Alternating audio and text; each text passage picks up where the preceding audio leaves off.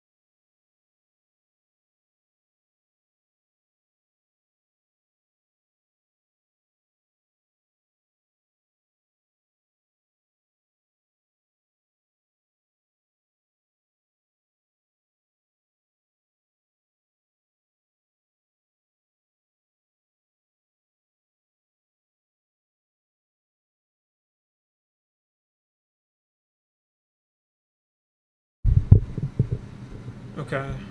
Tests. Okay, that should be better. Okay.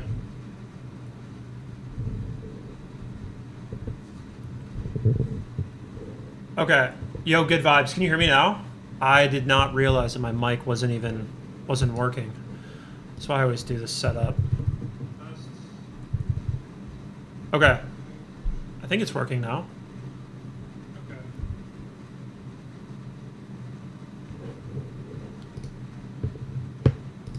Okay.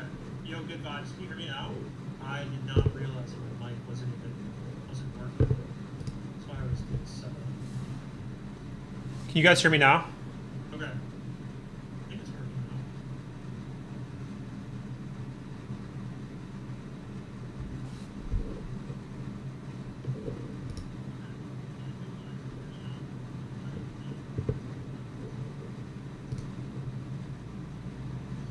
Okay. Can you guys hear me now?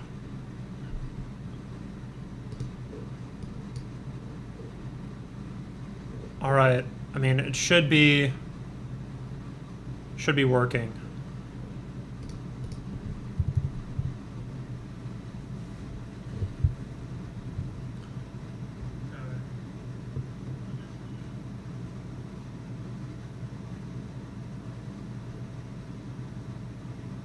All right. I mean, it should be. Okay. Good thing I had the chat up, because that would have been very unfortunate if I started speaking to a blank mic for the next hour. So thank you for pointing that out. Okay, so I guess we're going to pretend like we just started the stream from scratch then. All right, my bad, guys. Well, welcome to the stream. Welcome to Escaping the Underclass. The general vibe that I want to bring to this show is, right now, a lot of people are trying to figure out how to build and set up and run agents and ultimately build businesses and all that good stuff autonomously. And so, you know, what I really want to do here is become a master of Openclaw, a master of running agents. And I've decided to spend a lot of time and effort trying to figure out how Openclaw works more than just from the viral tweets, but understanding and looking at the file structure itself. So you'll see here in my little video that I have built a Openclaw dashboard. So I've built a dashboard that does more than just the standard Telegram chat interface and so on and so forth. And this is kind of going to be the hub of how I operate. You know, how I build a business. The dashboard is still not, you know, fully built out yet, but you know, I can't stand the Telegram. I can't stand the Discord. You know, everybody's saying, oh, I love that I can just like talk to my agent and it just does things for me. The problem is, if you don't understand how your agents work or how they're functioning, you're effectively talking to a black box. And so you'll see in my dashboard here, you know, a normal chat interface, you know, right? Like this guy right here. And then on the far right, you'll see activity. And this is what the actual agent is doing behind the scenes. And so as you're trying to train your agent to recursively self-improve, if you don't understand how it's thinking and how it's performing its actions, you're setting yourself up for failure. You're setting yourself up for just assuming that when it sends you a message in the chat, it's doing all the right things. And so again, by setting it up this way, I at least have an understanding that as I do watch my agent and I go back to previous chats or previous, you know, agent runs, I can look back and review what it's doing and do a better job at guiding it next time. So that way, when it does decide to do something, I can trace its history and make the agent better. So that's the first thing, setting up my dashboard. Now, what the purpose of this video is going to be about is elucidating how to set up Openclaw in a way that is almost more oriented from first principles, right? You know, it's not from all the viral tweets and all the stuff, but understanding at a very rudimentary level what the file structure is of Openclaw and how all of the parts kind of play together. So I'm going to open up my Finder here, and you'll see right away when you go into Openclaw. So if you open up a go to folder, you're going to, you know, tilde./Openclaw, right? And so you're going to tilde./Openclaw. In this case, you know, my MacBook Mini is called Hoot, and I called my very first agent Hoot. And so, you know, you have an agents folder, and when you set up your, you know, agent for the very first time, it creates a main folder. And this is just generally some like basic information on your agent, like super basic stuff, like, you know, the models that it's going to be using, you know, authentication profiles that it has. You know, I'll pull this guy up. Should have 2 mouses and keyboards next to me. I got to be careful about that. And so I'll open this guy up in text edit. But you can see, you know, these are some like general auth profiles. I go here, I open the models, and you can see like, you know, Minimax M2.5. You can see the, this is exposing my API keys, probably gonna have to change that. But basically it's where all of the files are actually stored. So it's where all of your agents are actually running, or rather the models that you're using to run the agents. So it has, you know, all the stuff that you need to set up and run an agent. So if, you know, for example, you want your first agent to be centered around programming, you may want to have a bunch of profiles set up that are related to programming, maybe using higher or more strong models rather than, you know, things that can just do simple stuff like run your computer. So that's the first thing with agent profiles. The next thing is your workspace. So this is affiliated kind of like with an agent that you set up. And so if I go into, you know, workspace here, you have all of this stuff. Now this is related to the first agent that you run. So this is the workspace for my main agent. And this is like largely the brain and soul of an agent. So, you know, you have an agents.md file, you have a heartbeat file, identity file, memory, you know, kind of folder, memory.md, soul, tools, user, etc. Now, what does all of this mean? Well, if we use a human as a metaphor, right? We use a human as a metaphor to represent what an agent is. You can kind of understand how it all works, right? You know, in our mind, in our brain, we have memories. You know, we have thinking patterns, we have skills, we have things that we train ourselves to do and get better at over time. That's largely related to memory.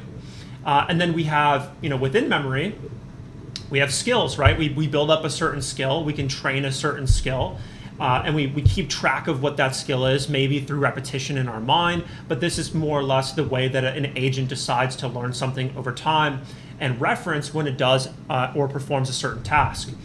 Now, if I go back, we have a heartbeat file. So a heartbeat will run every 30 minutes or so. So, you know, if I go, you know, into the chat, you'll see like heartbeat okay. And it basically just checks in with all of the things that you have running and then makes sure that the agents that you have going and the tasks that you are performing are continuously happening. It's not letting them drop.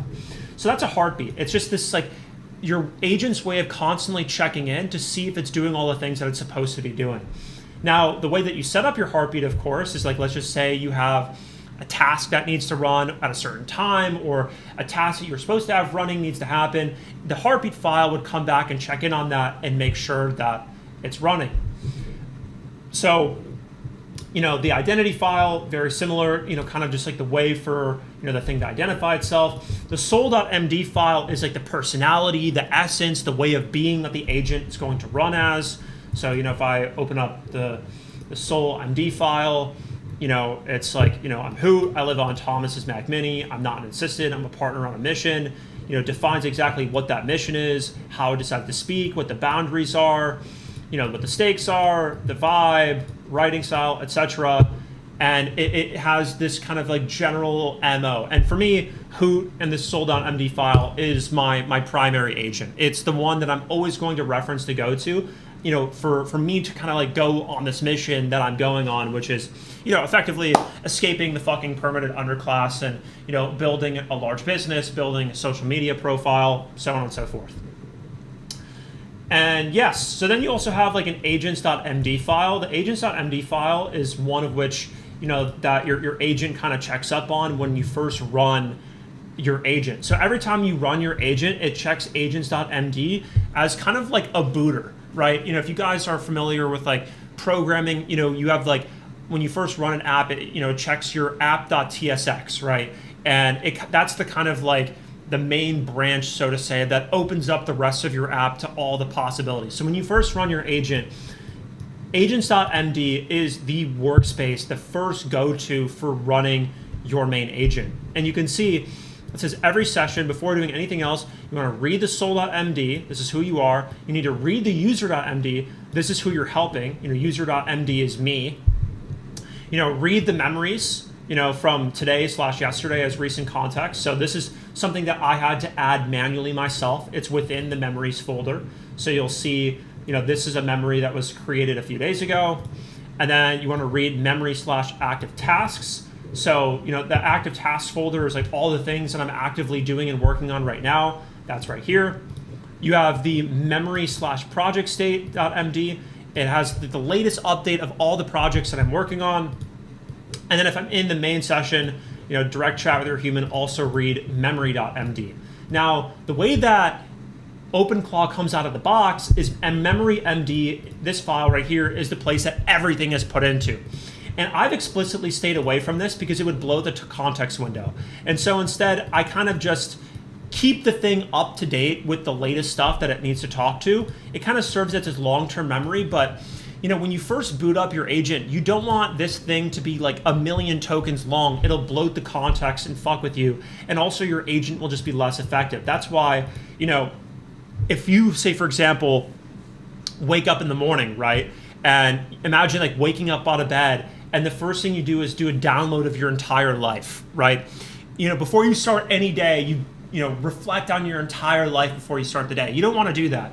And an agent shouldn't have to do that either. It should just know, kind of like what the high level purpose is, what it's going for, and then be able to see the last tasks that it was working on and then get right into it.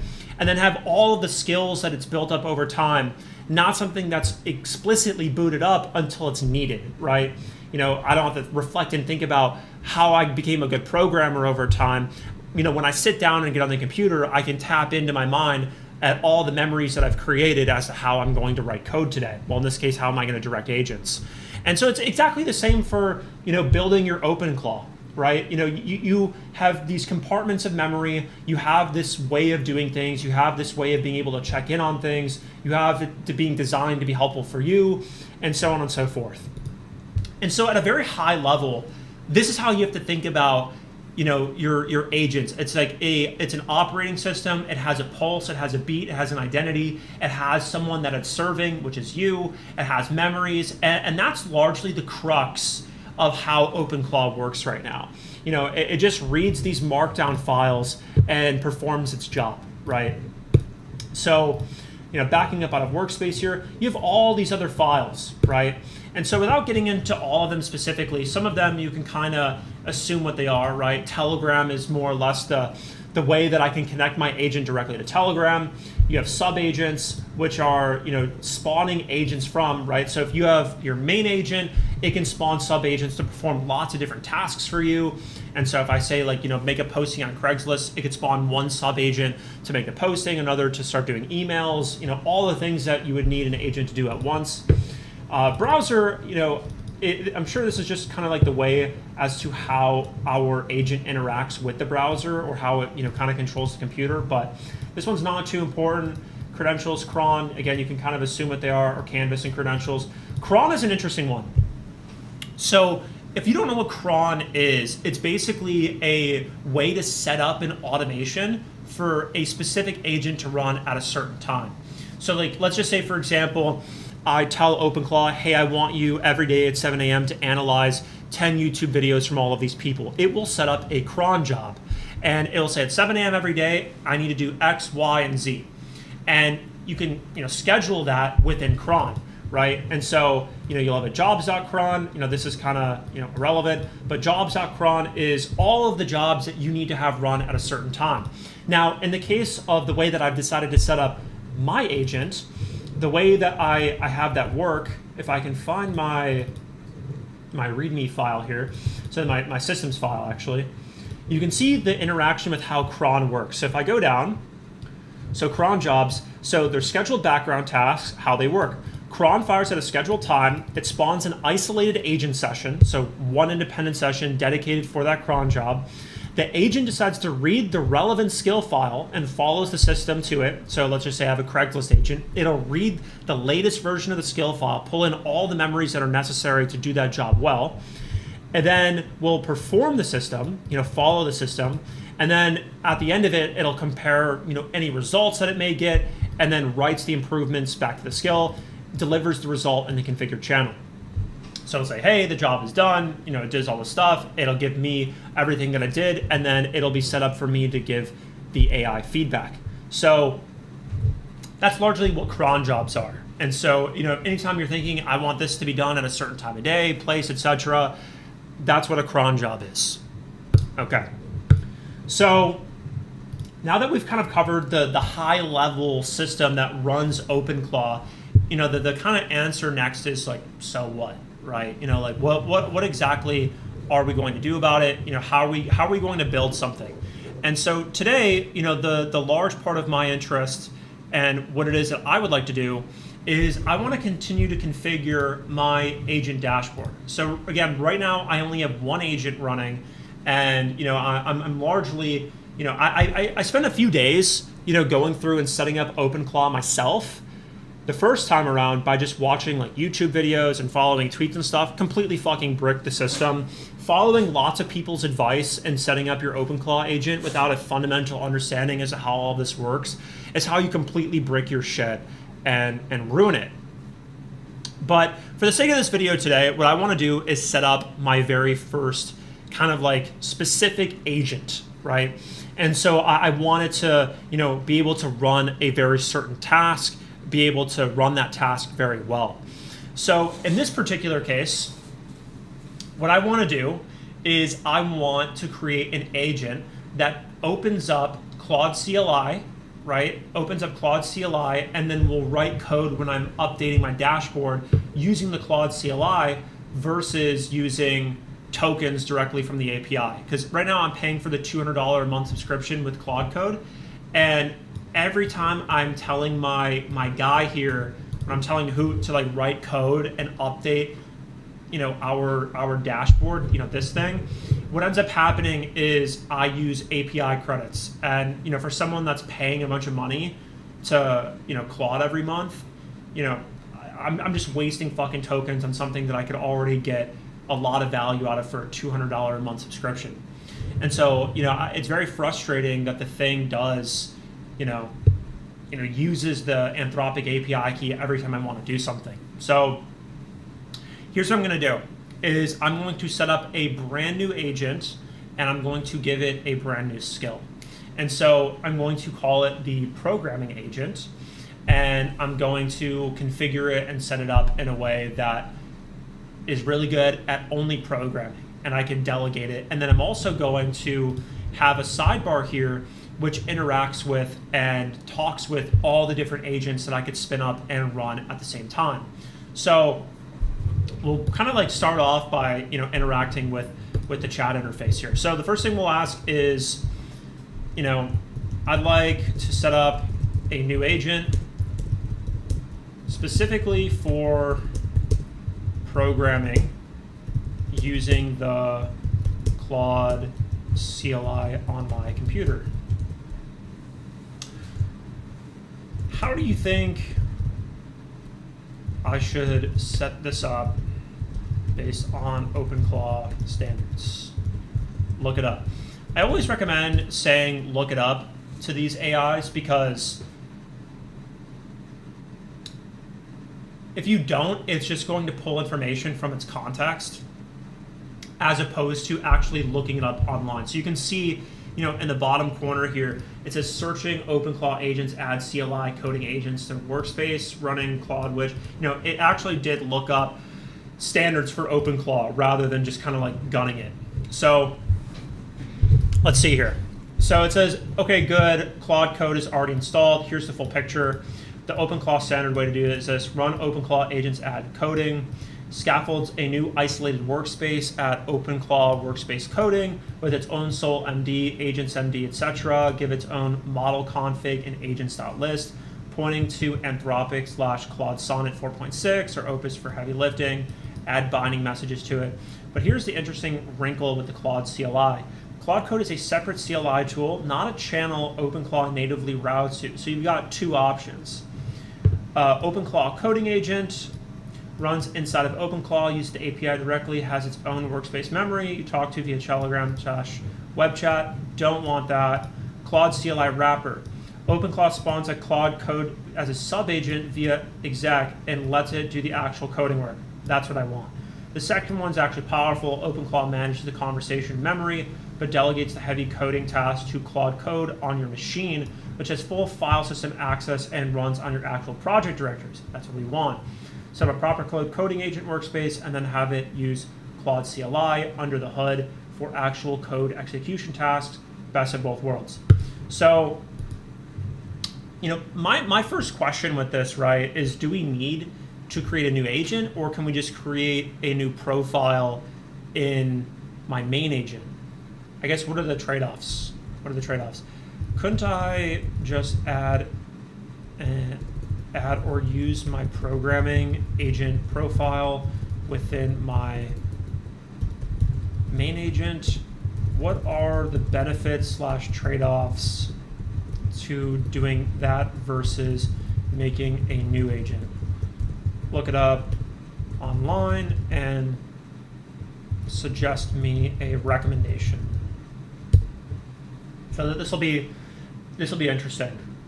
So you see it's thinking, it's running a bunch of web searches immediately.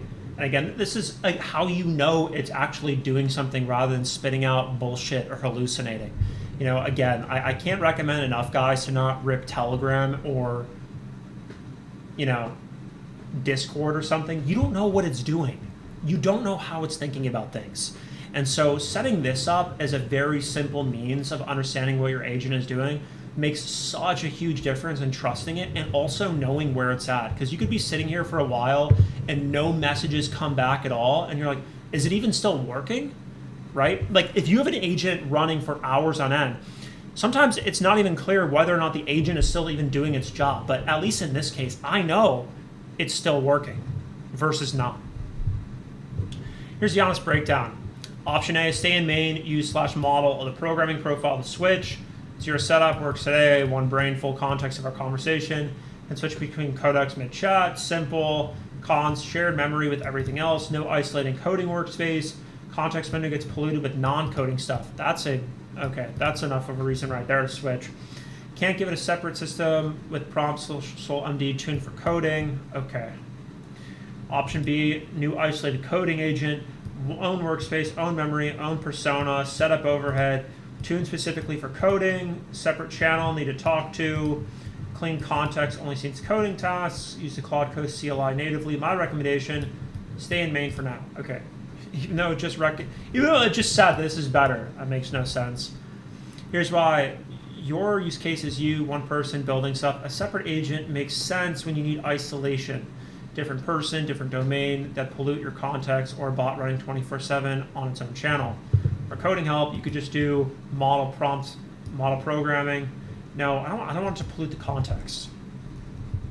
I don't want it to pollute the context. I want one agent that's dedicated to running only coding tasks and getting better at coding. Let's set up that new agent specifically for coding. Okay, let's do it properly. Let me run the wizard to scaffold. So you can see immediately it's running Openclaw agents, help, learning how to actually run the right commands to add coding. So add agents coding, workspace, Openclaw workspace. Okay. So now it's properly writing all of the necessary files to set up this new agent that we want to run. So again, for those of you that are just tuning in right now, I'm setting up a programming agent that uses the Claude CLI, uses my subscription, so that way I don't have to resort to using API credits.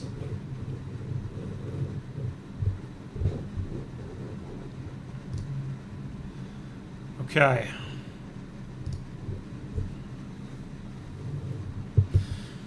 Now create the memory folder. Now copy the Anthropic auth credentials over so Forge can actually see it. Now we verify the agent is registered.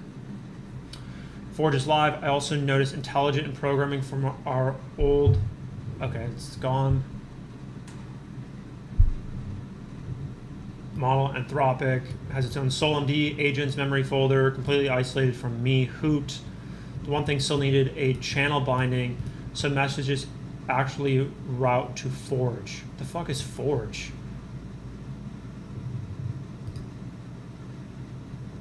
What is Forge? I'm confused. What is Forge? My bad. I named it without asking you. When I set up the coding agent, I wrote a SolMD and gave it a personality called Forge. What the fuck? It's just what I called the coding agent. You can rename it to whatever you want or keep it. It's completely separate from me, Hoot. Let's see how it wrote it. You know, that's interesting. Let's see. I'm really curious how it decided to write the Sol.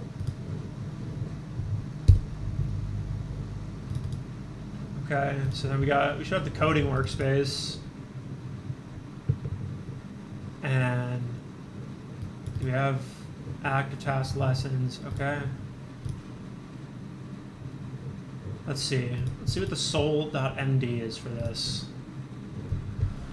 I'm Forge. I live in Thomas's MacBook Mini alongside Hoot. I am not a general assistant. I'm a coding machine. One job, write great code, get better at it every day. The mission, the sharpest coding tool Thomas has. Every session, every task, improve how I operate. Code first. No fluff. Opinionated. Okay. Boundaries. Okay. Destructive ops. Confirm first. That's good. Writing style, always write in lowercase. Yep. Goal, Thomas, shipping faster. That's it. Okay. I mean, that's fine with me. Memory, do we have a skills? We don't have a skills folder. So we got to add a skills file. So let me see here. Now, inside of the workspace related to Hoot, we have a systems.md file, which elucidates how the agent works. Before we continue making this agent in this new workspace,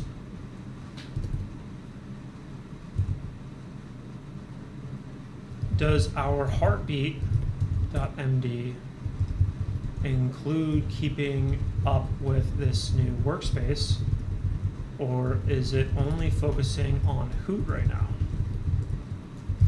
Don't write any code, just tell me. Let's see.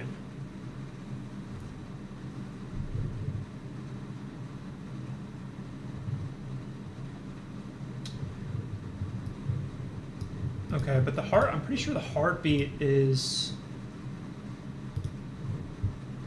inside of workspace. It is.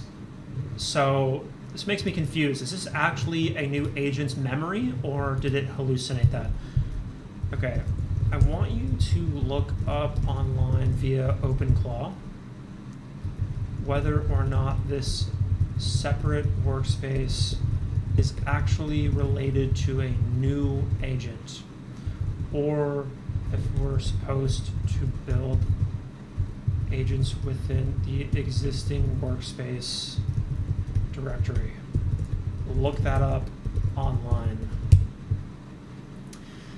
So the number one thing I always want to make sure as I'm continuing to build any systems with this, whether or not this is actually following convention, because I'm not trying to build bloat.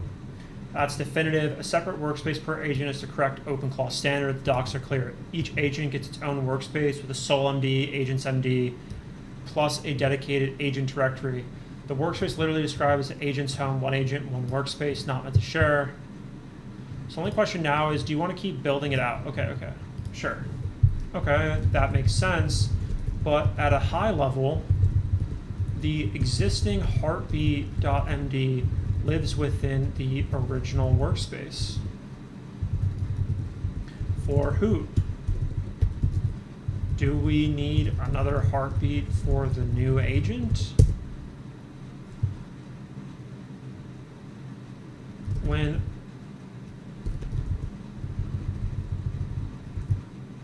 how do we boot separate agents up every day, given they have their own stuff? What triggers it all? Because right now, upon loading Openclaw Gateway, we just run who as of now. Look it up online. You know, what I'm trying to figure out is whether or not I'm trying to figure out how exactly we can run multiple agents at once, and like how the actual flow would work when kicking off and starting an agent upon first load. I got the full picture from the docs. Here's the clear answer. The gateway starts one process. All agents and agents.list are loaded simultaneously when the gateway starts. There's no, quote, boot each agent separately. They're all live from the moment Openclaw Gateway starts. How Heartbeat works per agent. Heartbeat is configured in Openclaw JSON, not in heartbeat.md. Heartbeat.md is a checklist the agent reads when the heartbeat fires. The schedule lives in the config. The key line from the docs: if any agents.list entry includes heartbeat, block only those agents run heartbeat. So right now our config has agents default heartbeat, which fires for all agents. Forge would also get heartbeats unless we explicitly configure it differently. So what you need for Forge, its own heartbeat.md with coding specific checks. A heartbeat config and agents list for the coding agent pointing to wherever you want Forge's messages to go. Maybe it's a Telegram bot or a channel binding first. Forge doesn't need a boot. It's already running the moment the gateway starts. It's the blocker. Forge has no channel to send heartbeats to, unless you set up a second Telegram bot for Forge. Its heartbeats have nowhere to go. That's the next piece to build out. Okay. So here's what I'll say. Yes, set up a heartbeat.md for Forge here. Also rename Forge to Code Owl. Go with the bird metaphor. Actually, we'll call it Eagle. Call it Eagle. No. We'll say Code Owl for now. Also rename Forge to Code Owl.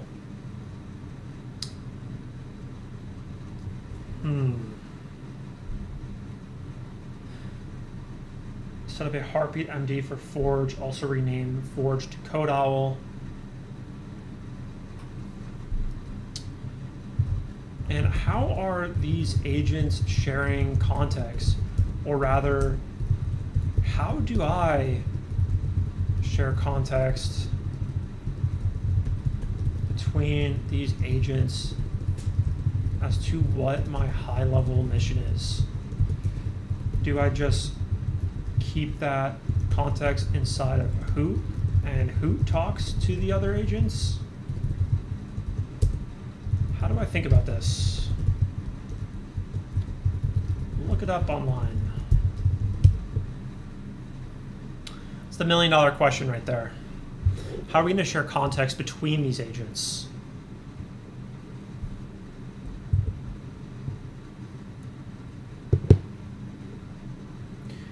We need to make sure that these agents always have up-to-date knowledge and information on what it is that we're trying to do. Okay, heartbeat.md is done. Now on your question, this is the key architectural decision. Here's what the docs confirm. Agents don't share context natively. They're fully isolated by design. But there are three ways to bridge them. Shared files, put a mission MD or context MD in a shared location, both workspaces reference. Both agents can read the same file, not dynamic, okay? Hoot orchestrates Code Owl, the Openclaw pattern.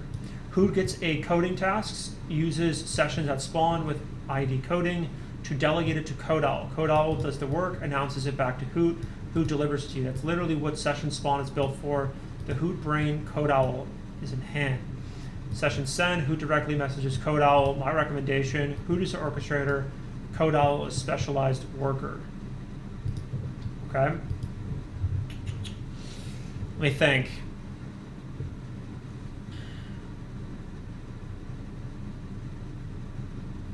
I could have it as a specialized worker, but at the same time, I do want it to be good and up to date, specifically on the product side of the things that I'm building. I guess it also boils down as to how to think about skills, right? So, okay, separately, in each of these different agents, I develop skills and have skill files. How should I think about an agent having multiple skills? So let's say, for example, I train an agent on making videos. Actually, I have a better idea. But let's just, for example, let's say I have two competing ways to thinking about setting up agents. The first is a marketing agent, which does all things marketing for me and has sub skills like making videos, making scripts, posting ads, making ads, writing emails, etc. Or should I think about an agent as a narrow thing? So let's just say I set up an agent that only makes videos and everything relating to videos, like having a skill for finding ideas, writing hooks, thumbnails, titles,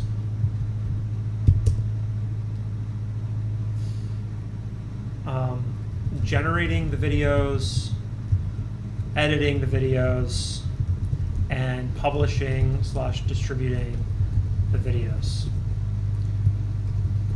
Which of these mental models should I have for an agent? I think that's a good question. Like, do we want marketing agents or do we want video making agents, right? Like, how narrow do we get it? So great question, and honestly the answer is clear once you think about it practically. The narrow agent wins every time. I mean, that'd be my guess. Marketing agent sounds powerful, but it's actually worse. You're jamming video production, email copywriting, ad making, and posting into one context window every time it does anything.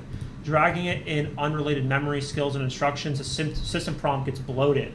It loses focus. It becomes a generalist again, which is exactly what you were trying to escape by building agents in the first place. The narrow video agent is better because the context is about video, every lesson it learns, every skill it has, every memory entry, all in video, okay?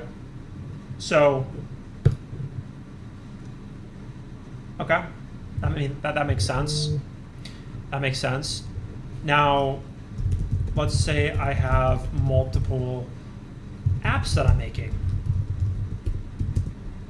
Do I make an agent for, say, video production app X versus video production app Y as two separate agents?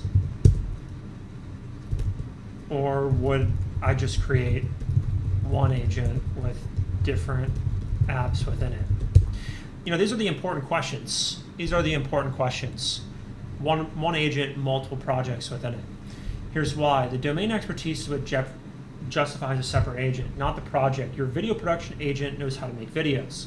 That knowledge doesn't change whether it's for app X or for app Y. By splitting it by app means you're duplicating the same video skills across two agents for no gain. The project context lives in memory / projects MD. The code owl already has that file. You just add entries. The agent reads that file and knows a project is working based on the way you tell it. Well, if my skill files are building up a particular skill for a particular project, wouldn't I then need an agent of the same skill but for different projects? Or is the point of building up a skill to be generalizable? Okay, it makes sense why it would be more generalizable. I think this is only I think for me, I feel like the only way that I'm gonna know for sure whether or not I want it to be generalizable versus highly specific for a certain project is by just testing it out myself and just seeing how good it is. Because the thing is, I saw this guy. His name is Oliver something, and he built this thing.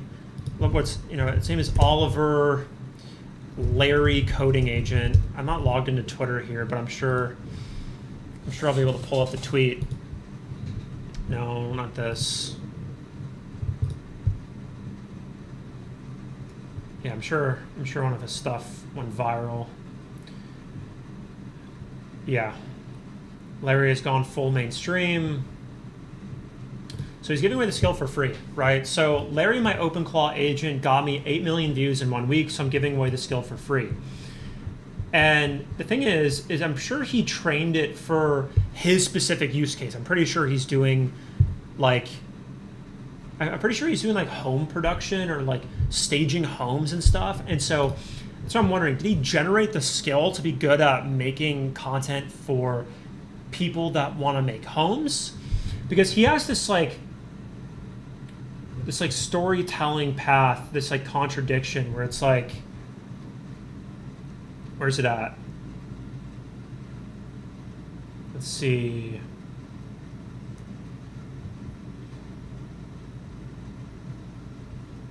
Let's see if I can find the exact example here. I know I saw it earlier.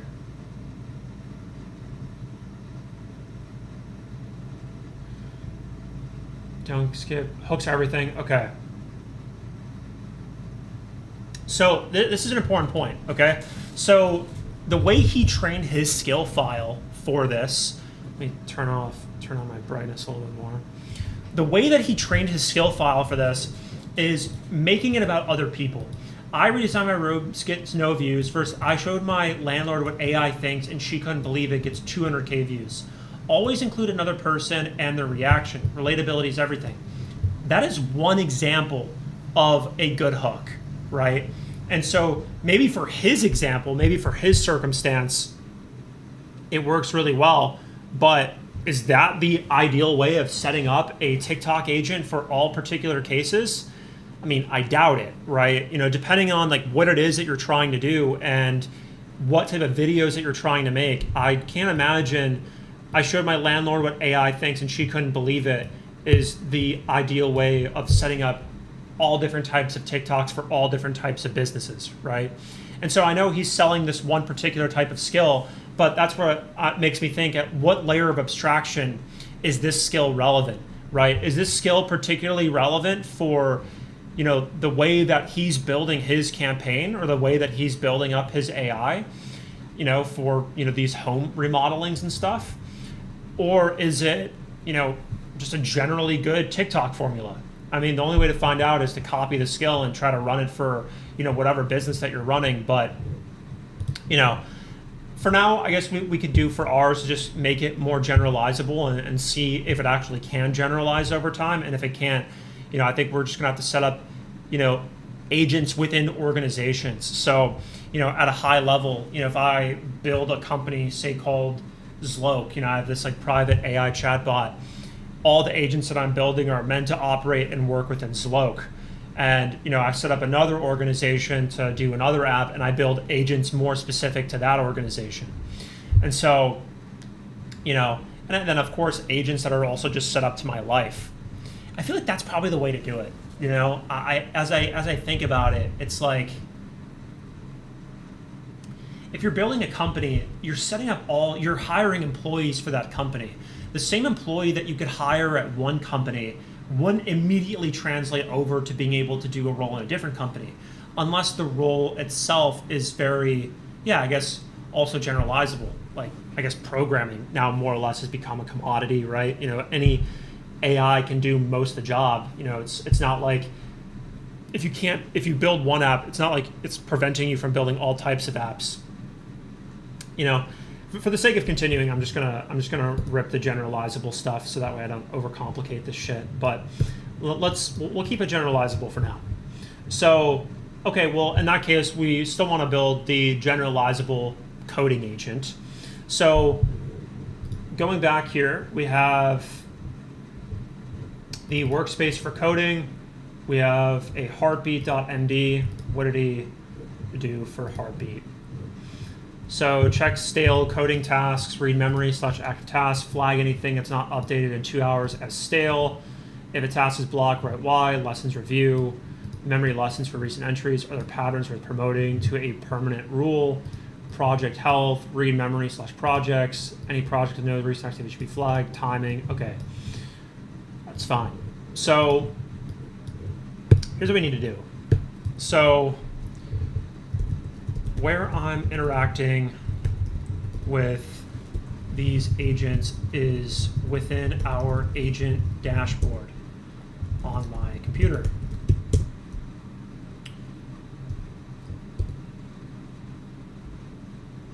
Write me a prompt for the Claude Code CLI to update my left sidebar to switch between sessions in talking with who versus CodeOwl.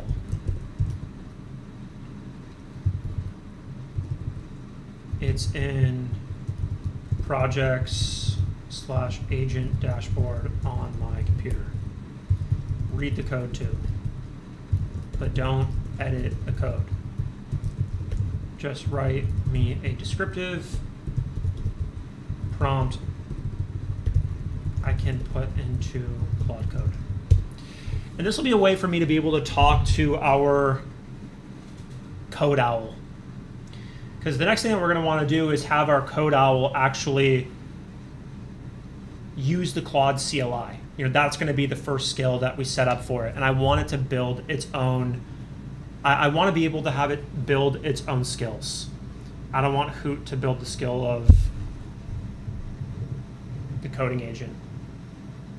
Okay, good, I got the full picture. Here's your Claude Code prompt. Hoot and CodeOwl. Great, perfect. So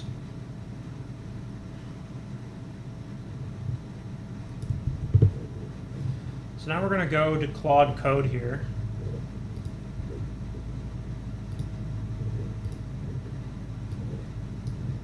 And we're going to update it. And hopefully this should make it easy for our new agent to connect with and work with the Claude CLI. But this should now put our two different chats here on the side. And so we now should be able to see two agents and interact with both of them. I can see the config as main intelligent programming.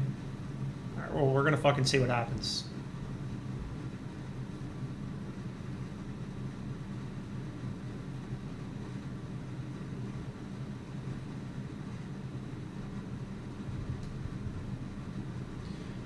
I'm sure many of you guys are also looking at this like, why aren't you using fucking Codex? You know how much money I'm spending right now on all of these AIs? A lot. A lot of fucking money right now. Spending $200 a month for this, $200 a month for fucking Cursor.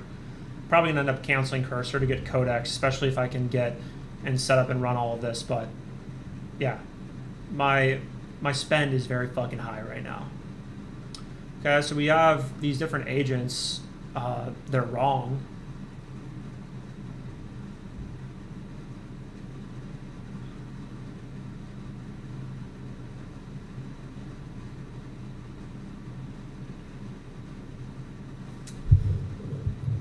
So I'll have to go back.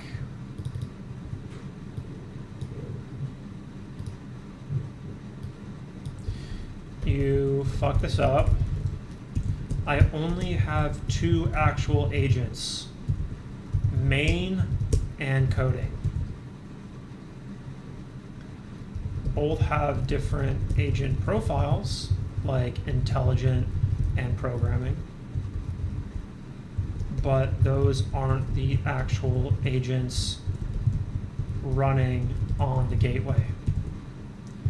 Right now, the agent's left sidebar includes Hoot, intelligent, programming, and code owl. This is wrong. It should literally only show me main and coding, as those are the names of the actual agents. Then in the chat box, when I switch between them, we have a agent profile picker, which then I should be able to see stuff like intelligent and programming as it relates to the specific agent I'm talking with. That should fix it. That should fix it. For those of you that are just joining the chat here, we're trying to configure our dashboard here to be able to set up and run multiple agents. And we're setting up the very first programming agent to use the Claude CLI. So that's going to be the first thing that we do. Anytime I give a prompt to the code owl agent or the coding agent, it should immediately open the Claude CLI and start writing code to it immediately. Like, it should not be using tokens on my computer.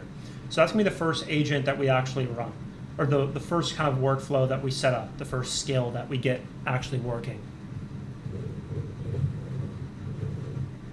Okay.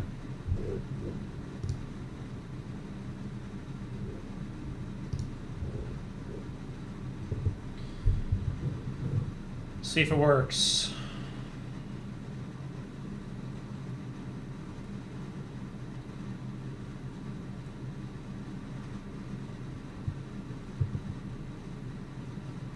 Yep, that's correct. Only agents, not profiles. That is correct.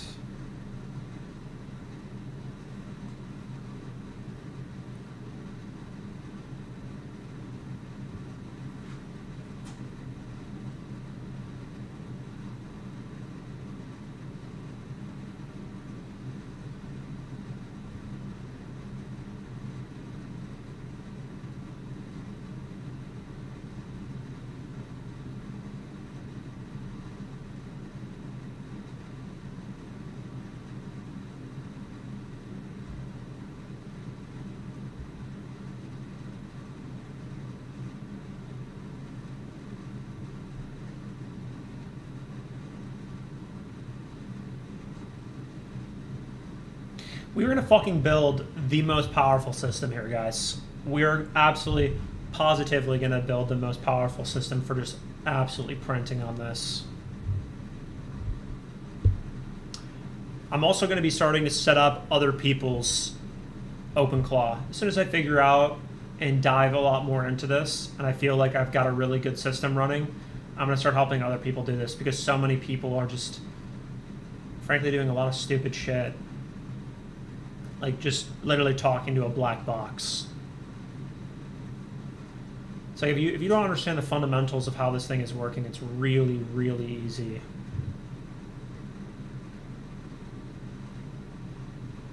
To mess this up.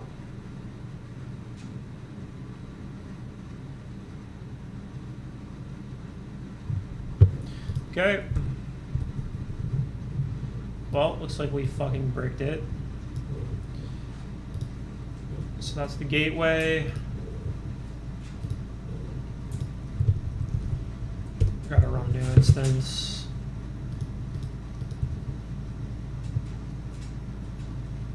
Sick.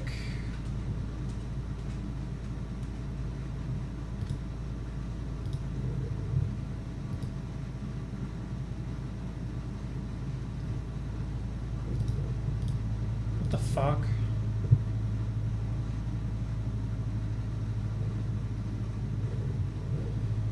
Alright, that's not good.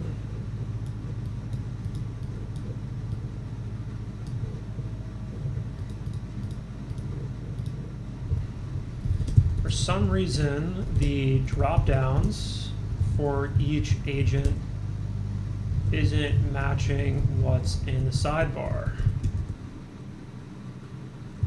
I see Hoot as an agent, and it says Intelligent is selected as an agent profile,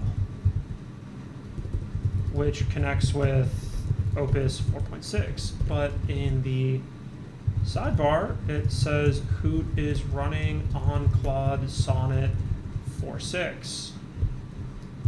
Moreover, when I click on the dropdown, I don't see a model related to Claude Sonnet. Don't hard code.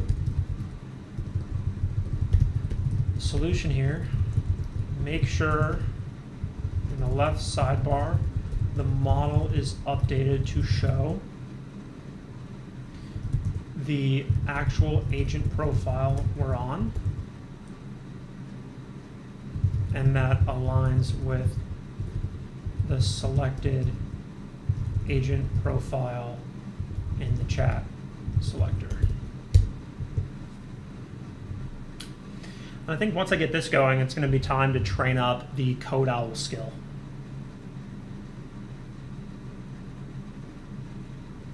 In fact, we could just start training it right now. But it shouldn't say that it's fucking Hoot. It should say that it's Code Owl.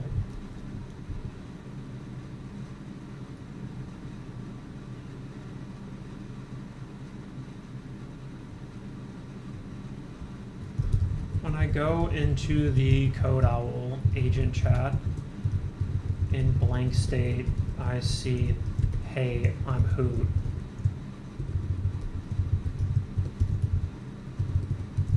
It's not tied to the correct agent. Also, for Code Owl, Code Owl's emoji also make it an owl.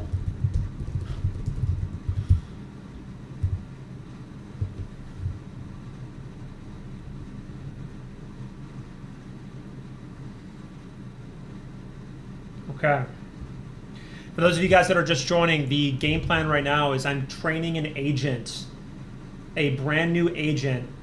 I'm teaching it its very first skill, and the skill is going to be opening the Claude CLI and running it from the chat. So that way I'm not using Anthropic tokens when writing code. That's the first thing I'm doing. Now first I'm configuring the UI of my chat interface on how to do that. But that's what I'm working on right now. So if you want to learn how to build a skill and actually get it to do it every time that you run something, we're going to be doing that right now.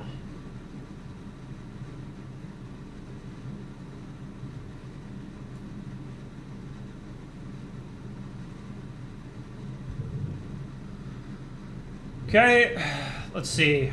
This should work now.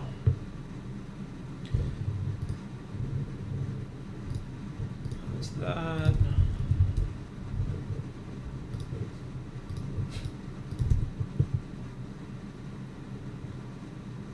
Great, so we're on the right model. Sonnet 4.6, Opus 4.6. Great, now it's on Opus. The intelligent profile is set up in the config, but it's just a model switch. It points to Anthropic Opus 4.6. I'm already running on Anthropic Claude Sonnet 6. To actually switch to the models for this session, you can run model. Okay.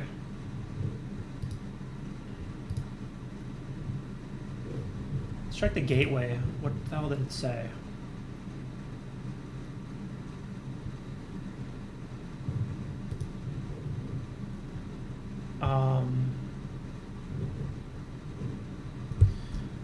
I just switched the model.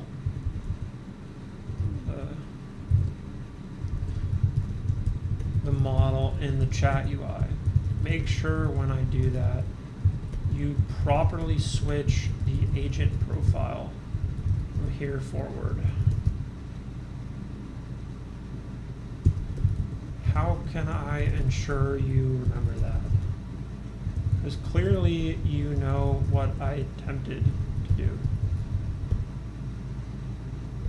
Actually, I'm going to do that in Claude instead. Also, when I switch the model in the model picker in chat UI, I sometimes get this.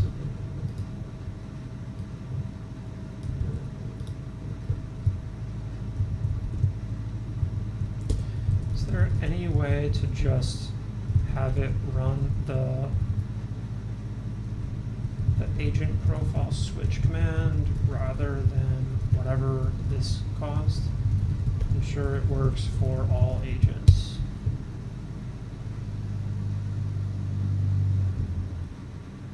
Yeah, we don't want that to ever happen where when we switch the agent profile, it's like giving some like chat response like that. It should just switch the agent profile entirely.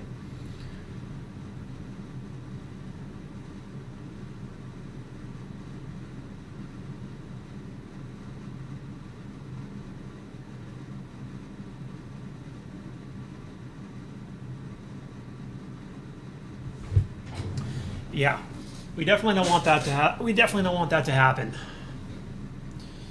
But at least we have our two agents here. We got Hoot and Code Owl.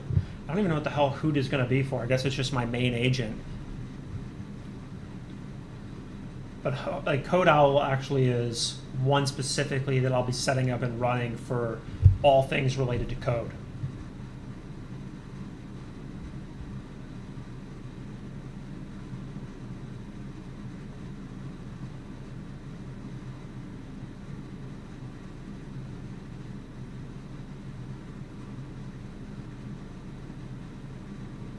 Hopefully this just works on reset.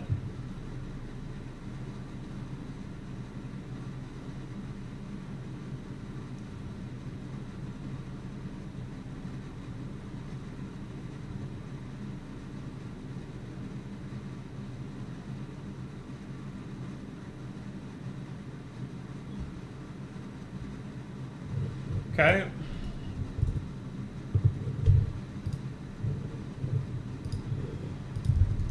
Try that again.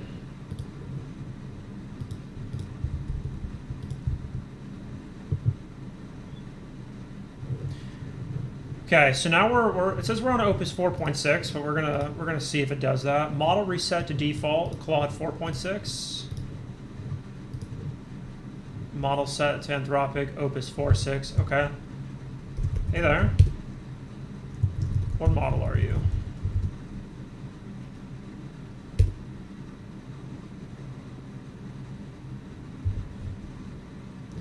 The expensive one. Perfect. Perfect, perfect, perfect. So now we're going to message Code Owl, and we'll see if it works. Yo, Code Owl? What are we building? Tell me about your soul. I'm Forge, a coding machine living in your Mac Mini. Bro. Change your soul.md from the name of Forge to Code Owl. You are not Forge.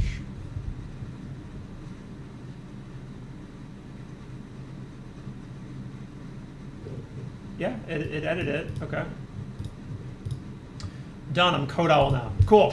All right. So now we're at the event that we've finally been waiting for. For those of you that are just joining, we are now going to train the very first fucking skill where our new agent that we just spun up, Code Owl, is going to use the Claude CLI to write code rather than having it just rip code like crazy like it is right now. Cool. So this is kind of new territory for me, setting up a kind of reoccurring agent that knows what to do every single time. So for the sake of argument right now, what we're going to do is we're going to terminate our Claude code session. Okay. So let's see here. So our Claude code session is now gone. And so I want to first train this new AI to, by default, always use the Claude CLI. So let's see what we can do. So the first thing that we're going to do the first thing that we're going to do is train our model. Oh, we got some messages in the chat. How's it going, Yasir? How's it going, Harsh? How long you guys been working? How long you been working on this, or you just started now? So I recently have been setting up these kind of like Openclaw agents for the better part of the last week. The first kind of go around turned into shit, frankly. It didn't turn out too well. You know, I was trying to copy what everybody else was doing on X, and it kind of turned into, you know, Openclaw soup, and it all crashed. And so I wiped everything, read the actual Openclaw GitHub, and decided to build up this agent from first principles, understanding how all of the files talk to each other, how the system boots up and does all the baseline functions. And I've basically been resetting the system since about Saturday or so. But yeah, I've kind of been grinding on this since, just generally kind of constructing the setup so far. So that way it works well and is built for scale. Cool to see you hacking on this, my friend. Nice. Good to see you, Harsh. Hope you're doing well, bro. Hope you're doing well. Stay locked in. Are you still in SF? Okay. So the first thing we're going to do is give our new agent a skill. That skill will be called programming.md. We'll put it in the workspace coding/skills directory. Programming.md will be a skill file that we run with the following parameters.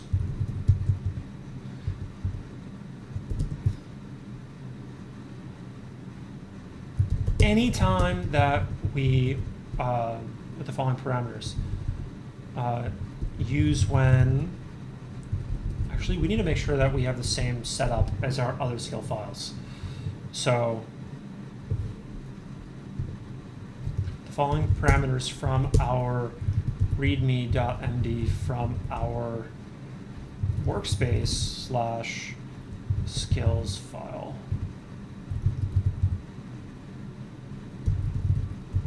Copy that exact setup, then ask me questions about how to fill out our new programming.md skill. Okay. So I already fortunately have no skills directory or readme yet. The folder doesn't exist. Okay, so that's the skills creator skill. That's the template framework. Now I know the structure. For a few questions to nail the programming MD skill, what should trigger it? Any coding tasks, debugging, new feature builds, refactors, all of the above. What languages, stacks, is this general purpose or focused? Do you want reference files? No. Do you want any scripts bundled? No. That's not it. That's not it. Let's see. Let's go into our workspace file. I'm pretty sure we have a README in our memory. I'm pretty sure we have a README in here. Yeah, we do. We do. So here's what we're going to do. We're going to add that README and we're going to drop it in our new workspace for the coding agent. So yeah, we need a new README. I don't know why I created a folder. Okay.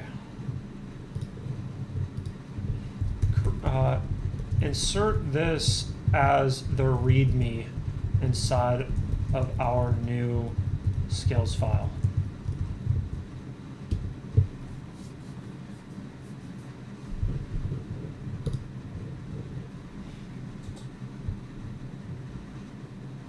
Okay, let's see if that worked. Okay, done. Skills README is in. Now back to those questions. We can build programming.md. Users who Openclaw workspace coding skills README. What? Am I tripping?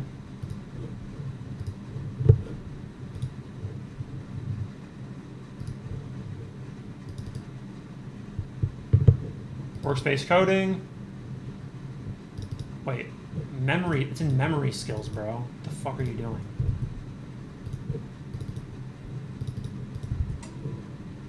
Yeah, that's not it. I'm moving that to the trash. No. It should... I moved it to the proper place. It's actually workspace coding memory skills / readme.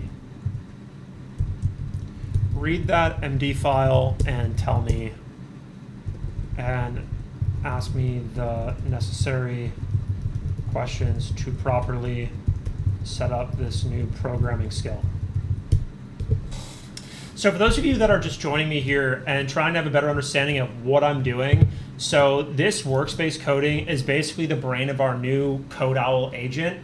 And I have here inside of memory these kind of like base files as to how it should be acting and moving. And inside the skills file, I have this README document that largely should be able to guide, how it should think about building and constructing skills. I thought there was a good essay on this that I read a while back, and I largely copied how they decided to set up and run a skill file. Okay, got it. Based on the template, here are the questions that need to be answered. Overview. What's the one-liner for the skill? Okay, overview. It's an AI that writes code using the Claude Code CLI natively in the terminal. 2, agent. Which profile? It's a good question. What agent do I want to use with this? We'll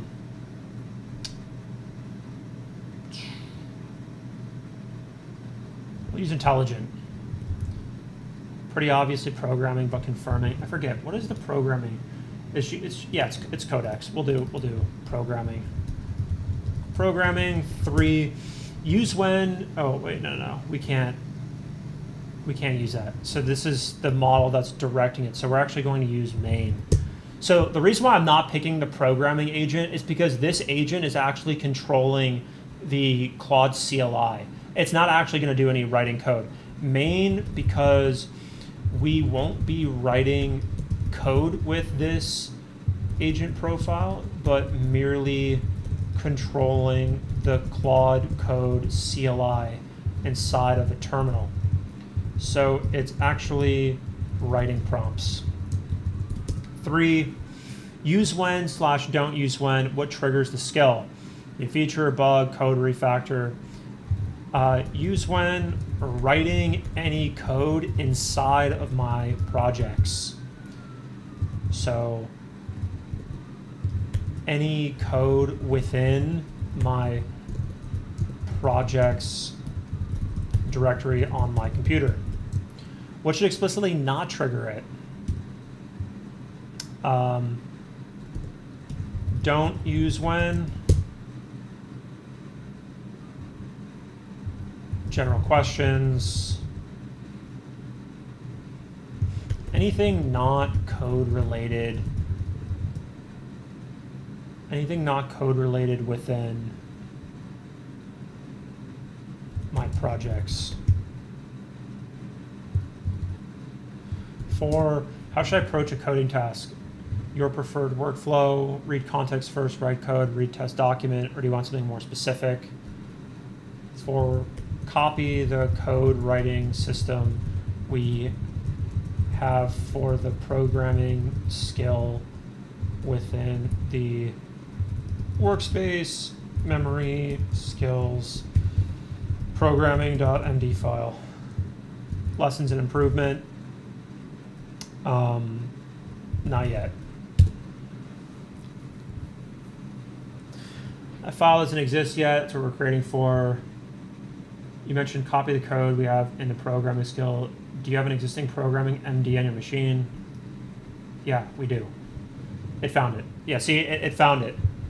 It found it. Again, guys, like, this is exactly why I have this dashboard built, so that way you can see that it's actually reading shit. You can see how the agent's actually doing things. This is why messaging your agent on Telegram fucking sucks. Like messaging on Telegram, messaging it on WhatsApp, messaging it in any of these places is just subpar to having your own custom chat interface, because you can literally see how your agent thinks and improve it based on how it thinks.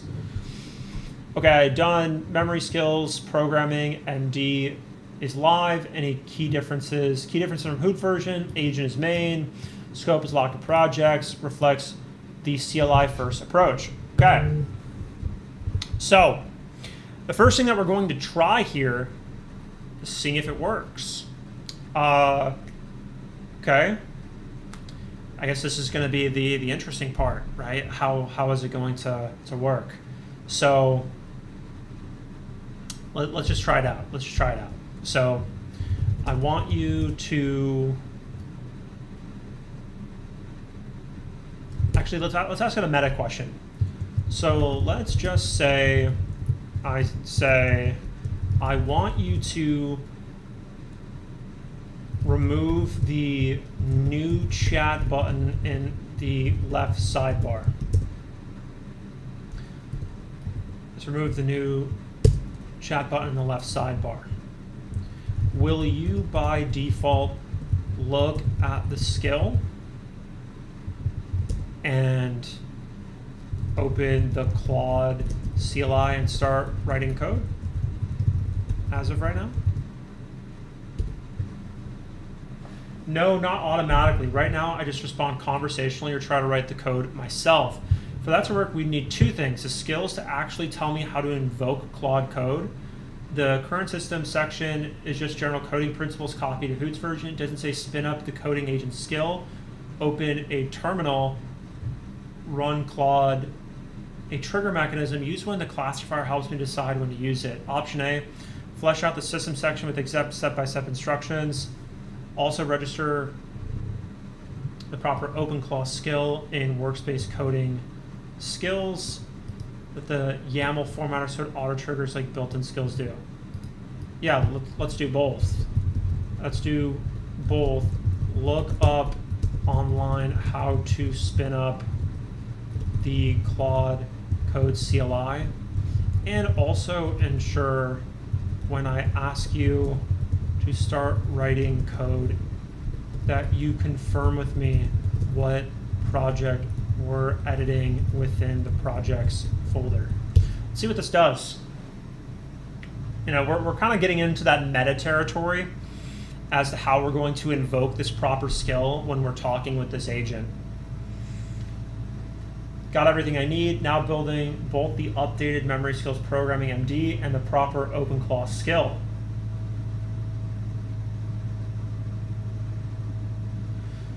Now the proper Openclaw skill with YAML formatter. Let's see. What is the proper Openclaw skill?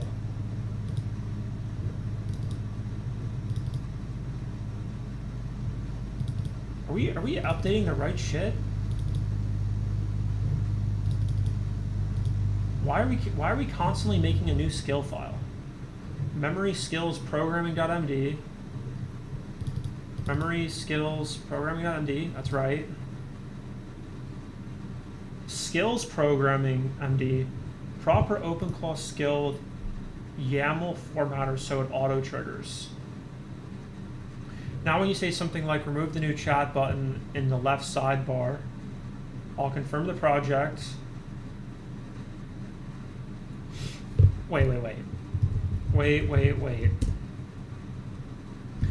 Look it up online.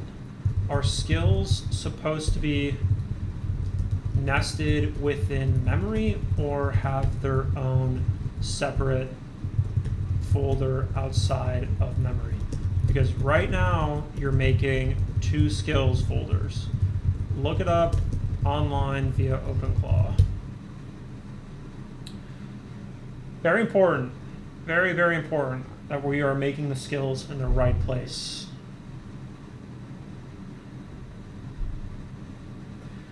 There it is from the official docs. Skills optional. Workspace specific skills. Overrides manage bundle skills when names collide. So skills belongs directly in workspace coding, not inside memory. Non-side memory is for daily logs. Long-term memory and stuff like our custom skills / readme. That follows your personal format. The two folders serve different purposes. Workspace, coding, skills, programming, readme. This is the real Openclaw skill that auto-triggers. Workspace, coding, memory. This is your custom skill doc following the readme template. Different thing entirely. More like a reference doc. The fuck? Alright, we're gonna properly open this up. Make sure that we're doing the right thing here. Scripting controls the Claude Code CLI. The skill invokes Claude Code via the terminal. Always use before running anything. Craft the prompt, invoke Claude Code.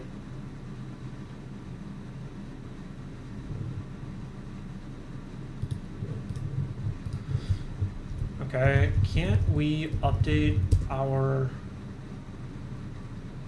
skills / programming?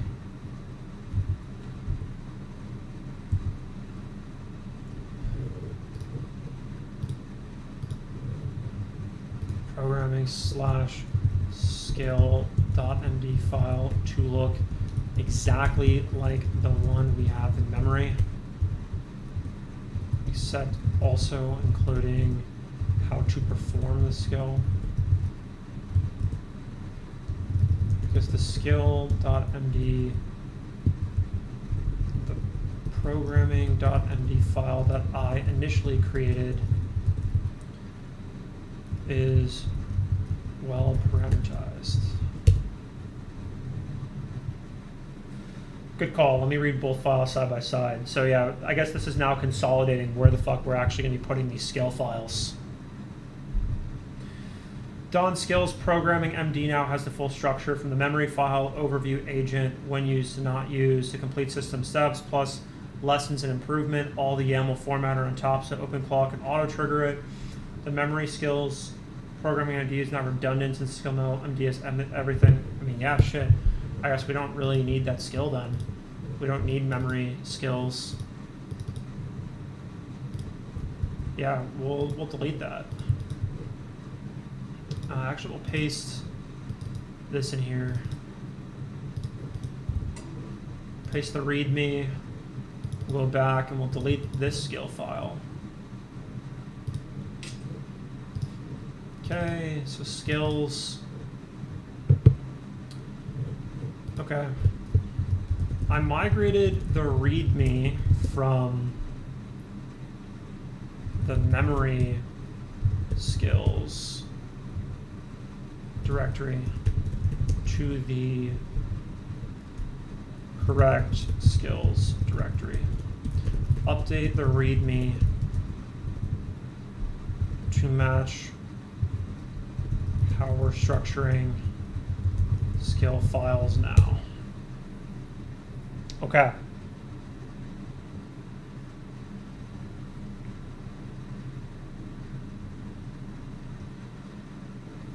Okay, includes the YAML formatter. So let's see what the README looks like now. Make sure that we're building the right system here. Skill files, lessons, self-improvement. Each skill has its own folder. Each skill must include the YAML formatter, markdown, skill overview, choose what agent profile it uses, when to use, when not to use, lessons, improvements. Okay. Let's see what is functionally even fucking different about this. Okay. Yeah, so it's the system steps. Confirm the project. Okay. All right, let's see if it works. All right. Let's see if it works. This is the proper prompt. Remove the plus new chat button from agent dashboard. Let's see, targeting projects agent dashboard, correct? Yes.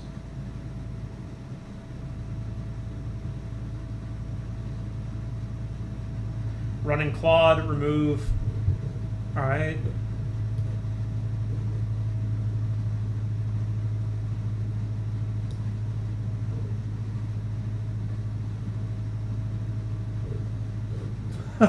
I mean, it removed it. It's gone. Still running. Claude code, finding the button.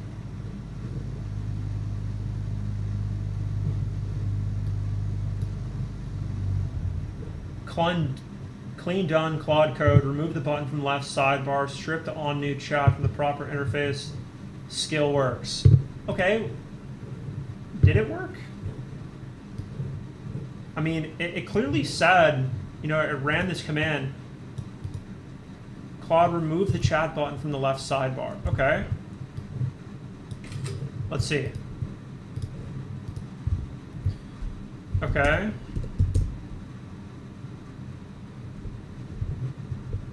I see that you definitely ran it in a terminal. However, I don't see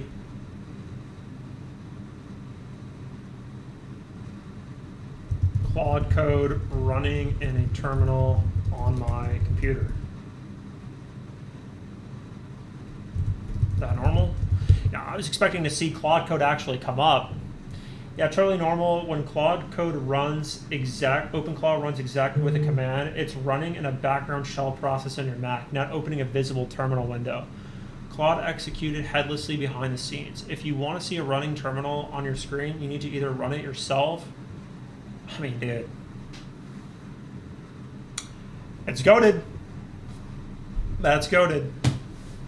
You know, I was burning a lot of fucking tokens writing code using the actual code system, you know, that comes out of Openclaw. But now I have it connected to Claude code, and it's going to do it manually every time. And so for those of you guys that are like sitting here, and a lot of people have wondered, how can I connect my Claude code, right, directly to my Openclaw, right? A lot of people have been thinking, shit, I got to use all these like API credits and shit, right? And you end up burning a lot of tokens as a result. And I think that this is the hack. I think this is the hack, is that you use a normal smaller model, right? Like 4.6, or you could even use Minimax, and then you have your Openclaw agent run and deploy a Claude Code instance where you're paying $200 a month, and then you have Claude Code open up all the files on your computer and do whatever the hell that it needs to do, at least in the instance of running code. Now, of course, if you're trying to do browser tasks and stuff like that, it's not like you can have Claude Code do that. But in this particular case, I think that's the hack. You know, if I'm gonna like continue to like run code or whatever on my computer, this is how I'm gonna do it. Okay, so now let's just see if it writes code when I'm trying to just normally chat with it. So, you know, let's just say, yeah, the reason why I removed new chat is because that's not how this works. I'm talking to separate agents here. How can I... Okay. Can you add a button? Where should I add the button to clear the context window? Because that's what I really want to do now, is I want to clear the context window when I'm talking with a specific agent. Can you add a button that would clear the context window for a specific agent? I want that button to exist within the left sidebar for the proper agent, but only reveal when I'm hovering over that agent to the left of the connected badge. Let's see if that works.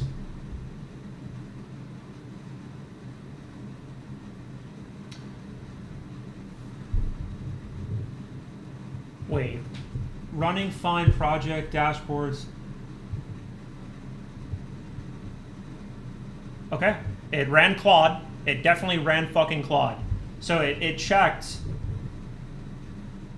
So agent dashboard, I was getting concerned that I was not going to run Claude. But it did run Claude. Add a clear context button to the agent list.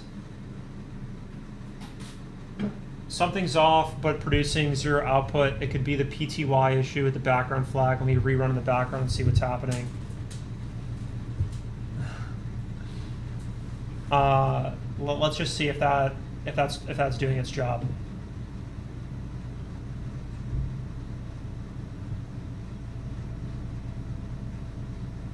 Done. Here's what Claude Code did. Left sidebar, added on clear context prop, the X button, that opacity is 0 by default, on hover. Okay. Okay.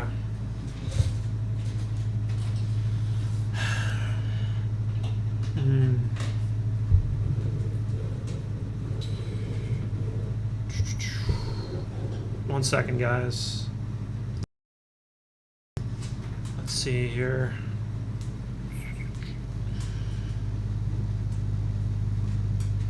Let's see.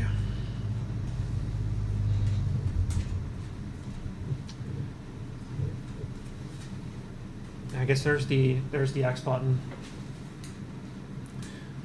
So here's what Claude Code did. Added an on clear context prop. The X button, its opacity 0 by default. On hover, position left the green dot. Stop propagation on click so it doesn't switch agents. Wired on clear context to handle new chat. When cleared is the active one. Hover over any agent in the sidebar. You'll see a settle X. Okay. Let's see. When I clear the context,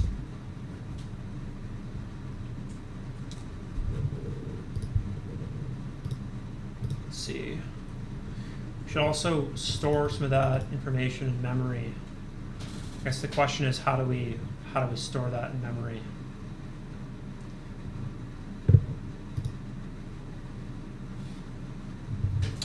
It's a good question.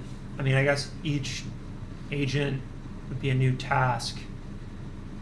Yeah, figuring out the memory system of how we're going to do all of this is important. Yeah, that's the real question with the scaffolding between all of these different agents, is how are they all going to connect together to make sense? So I think a lot of people have been questioning, how to set up all of this memory stuff.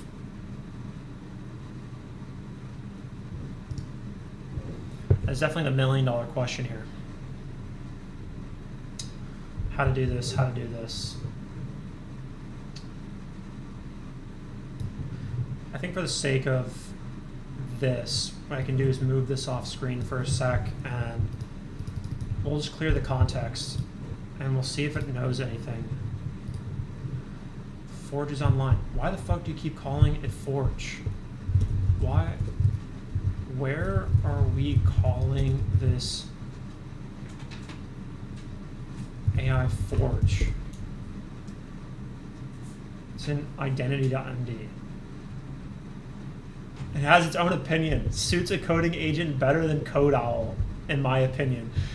It's like inside of its soul, it knows it's CodeOwl, but it likes Forge a lot more for some reason. So it just really wants to be called Forge. Too bad. Override identity.md and go by CodeOwl. Great.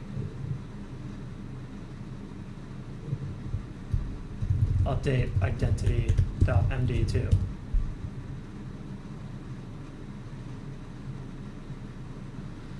Done, CodeOwl. What are we working on? Okay.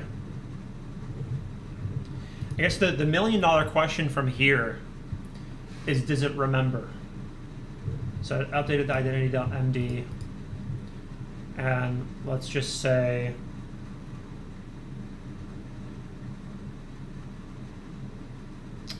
how do we want to do this? How do we want to do this? Because at this point we have a skill, right, that's being booted up every time that we use CodeOwl. So let's just say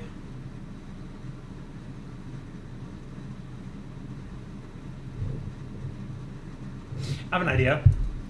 Let's add a plus button inside of a black circle parallel with agents in the left sidebar our agent dashboard, and when pressed sets up a new agent using Openclaw add agent, and has a related workflow and a chat interface to properly set up the agent for the first time.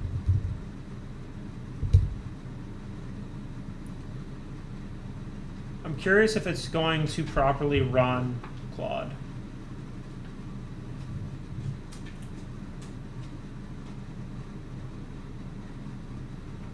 No. Openclaw add agent. No, no, no, no, no, no, no.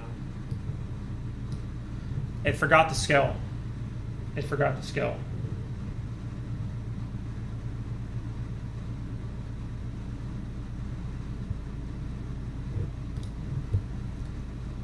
Did you forget our skill here?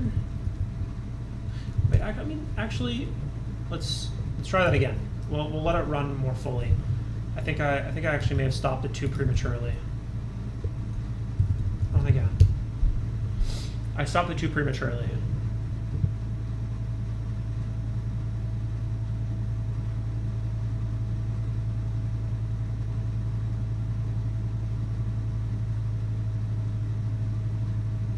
No, it's spinning up a sub agent. Okay, now I know it definitely isn't working. It definitely isn't working. You decided to start spinning up a sub agent to write code. Oh wait, no. Fuck.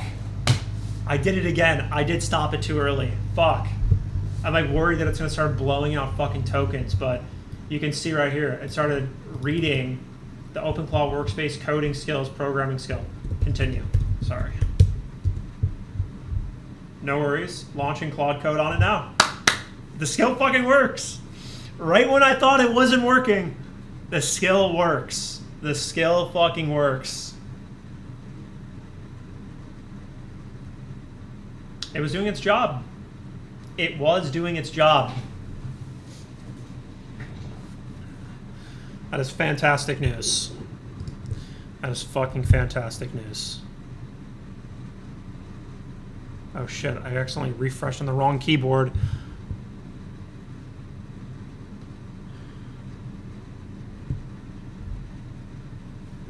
Shit. Fuck, I refreshed on the wrong keyboard. I don't know if it's still working. Not bad. I refreshed the screen. Still working? Fuck.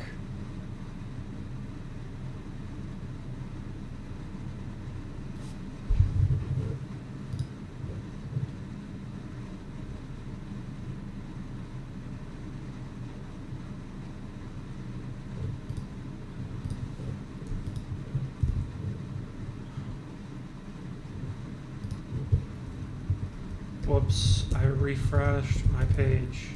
He's still going? I don't think he's still going. In fact, I don't even know why it's not responding. Maybe it's because it's still going.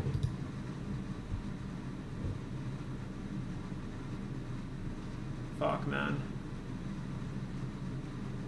I think I may have to kill the session. Session context saved. Yeah, it did. See, I did set up an event that it would crash. It would save the context. So at least it's saving the context properly. I gotta kill the session.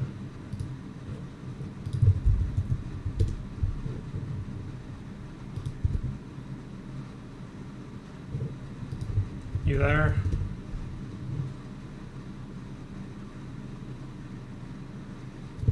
What the fuck? So I mean, man, sometimes this shit just breaks down on you for no reason.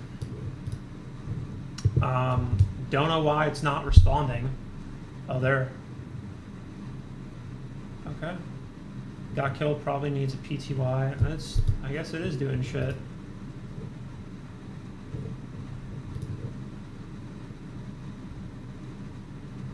Yeah, it's probably because this wasn't loading. Let me stop it.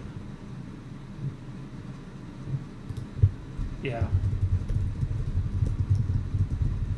Task, I accidentally killed you.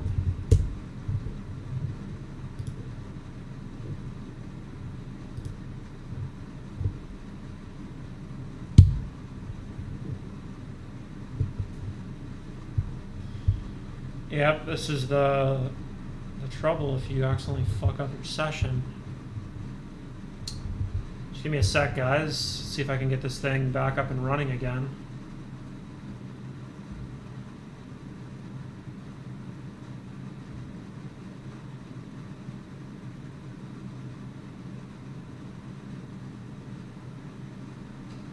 I guess it was working this whole time because the button is now there.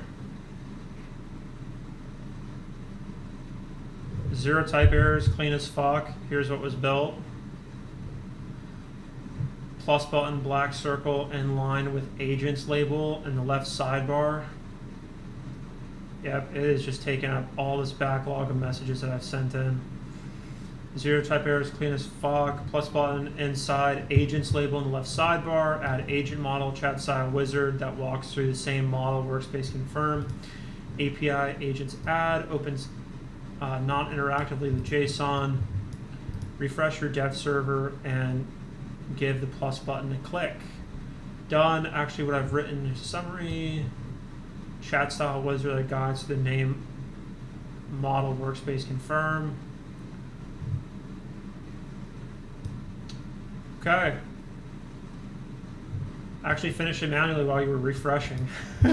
It's like, yo, you kind of fucked it all up, but we did fix it for you. We did keep it running because the gateway is still going. Just because the chat interface goes down doesn't mean the gateway does. So add agent, TypeScript. Hit the plus next to agents in the sidebar. Let me know how it works. All right.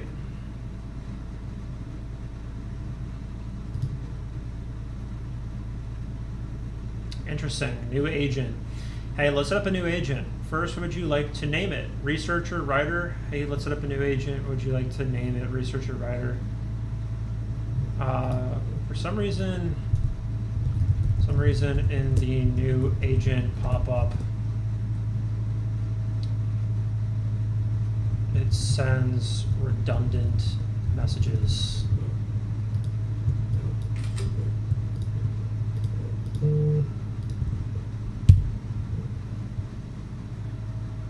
All right, now time to watch this again and see if it's actually writing the Claude code. Should be.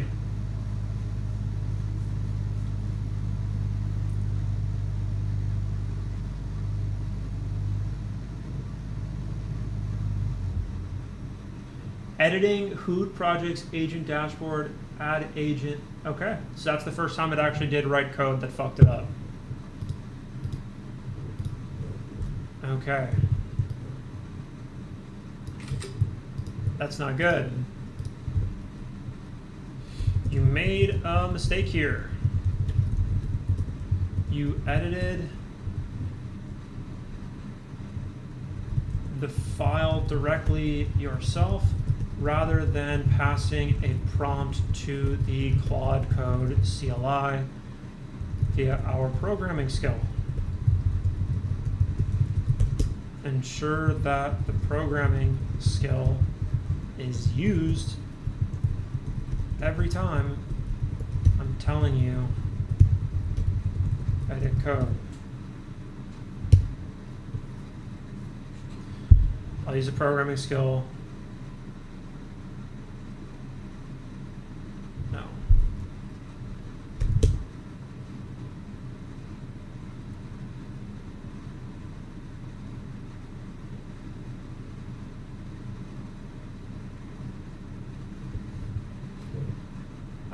fuck it's doing, but it's doing something. Clearly running off the end here, doing something in Claude. Yes. Thank you for acknowledging that you'll use the skill from here forward.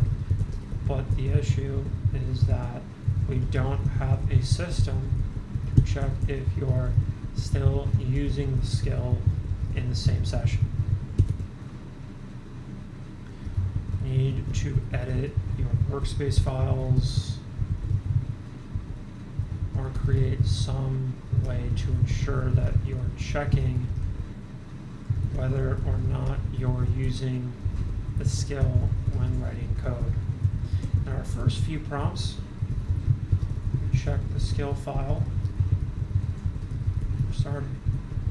Not sure if that's an optimal solution or not, but you need to remember to use the proper skill.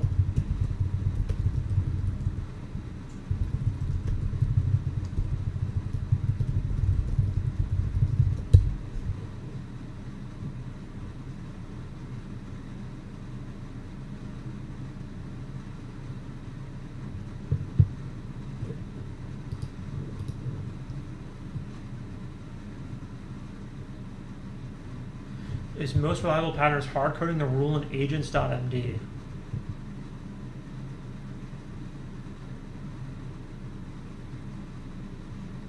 Editing.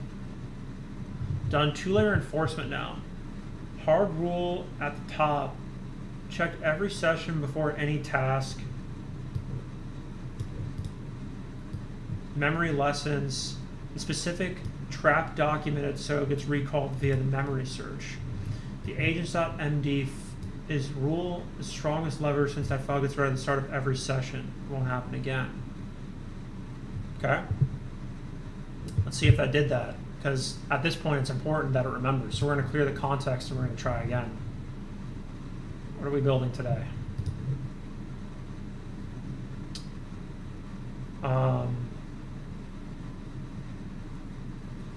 Let's see, what do we want to add to the dashboard just as like a miniature test?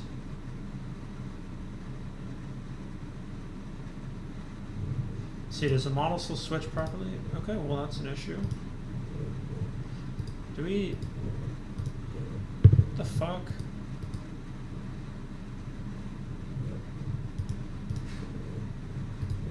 Sure. In our agent dashboard. Actually, let's refresh it. I think, yep, I figured.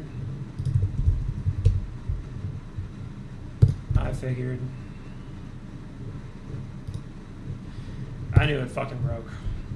Okay. A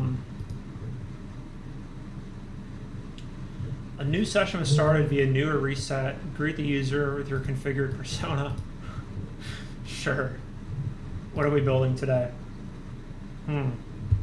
We want to test out whether or not the skill is going to be implemented again and whether or not the memory is going to recall it. So for those of you that are just joining again, basically what we are building is we built a new agent called CodeL, which only writes software using the Claude Code CLI. And we're also testing the memory system to know whether or not it knows to use the Claude CLI every time it actually writes code.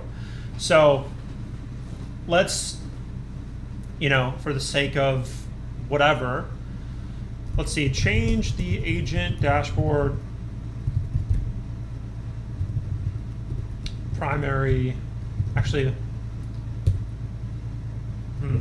I don't want to fuck that up.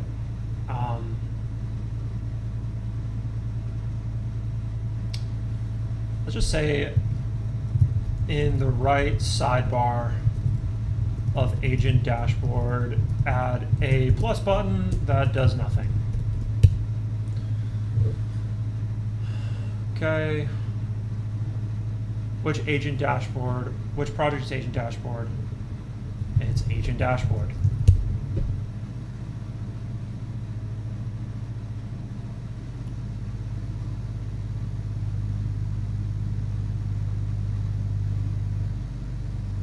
Okay, so it's running the Claude command properly.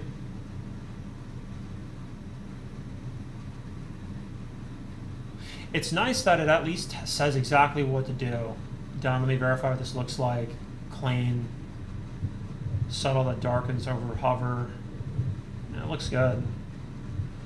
Okay, now we'll say, now remove it.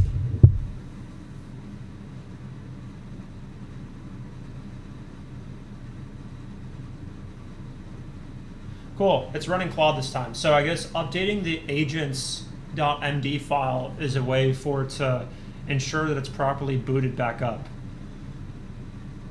And it actually runs in Claude. You know, runs in Claude code versus runs in whatever else. But yeah, this is a good system. You know, we set up our, you know, first agent that actually does, you know, a particular skill, remembers the skill. But now we need to update our hoot, our main agent here, because it currently doesn't do the proper thing. So it currently does not have the proper system for storing skills. So I go back into the workspace. Our skill file actually should be updated. Let's see. This will be another interesting test. So inside of our work and our Openclaw workspace folder, we have a memory folder. And within that folder, we have a skills folder. This is incorrect. Our skills folder should be in the workspace folder, not nested within memory. Copy exactly how we have this set up in workspace coding, but within the workspace folder for how we set up skills. I'll be curious to see if it uses Claude code for this.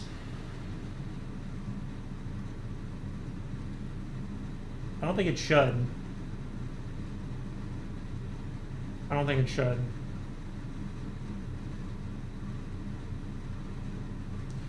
Yeah, it's not. It's not. I mean, all it is migrating files.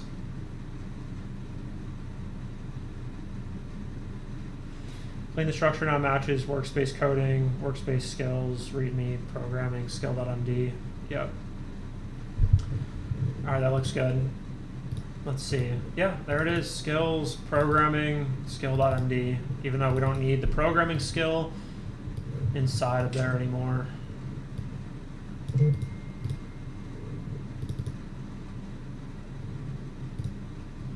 Great. So we're storing our logs.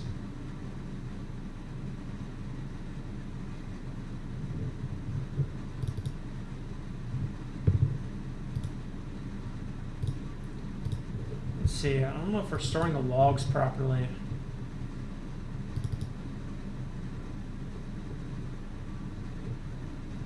(2026-218-01).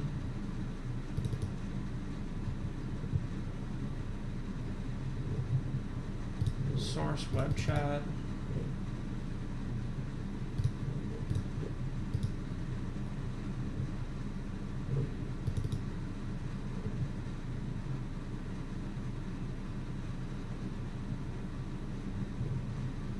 Okay.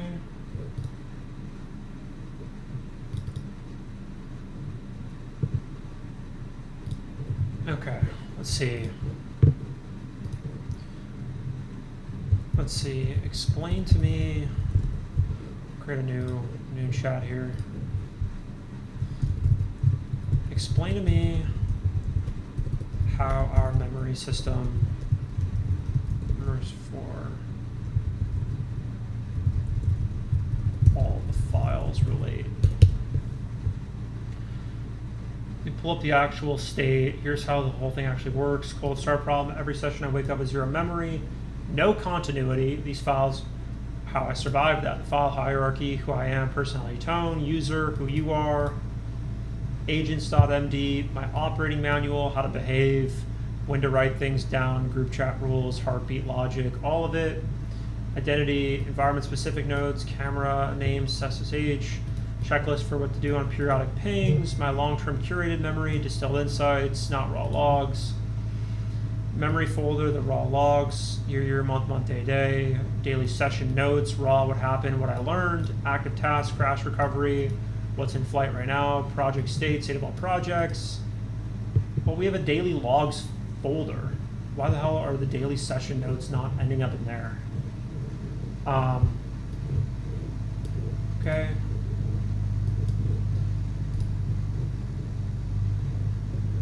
Yeah, we need to make sure that they go in the right place.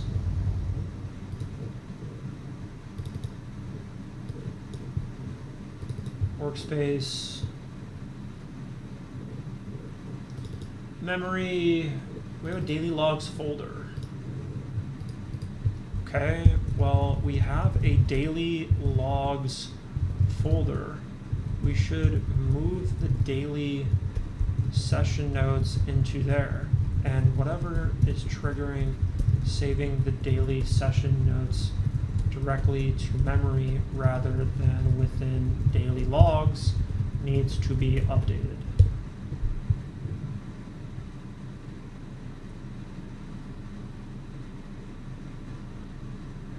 Move the force tray files, and yep, it moved it all in the daily logs.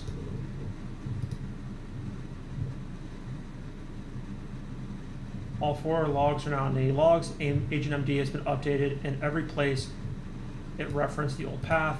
Here from out, daily log will go straight to the right place. It's good.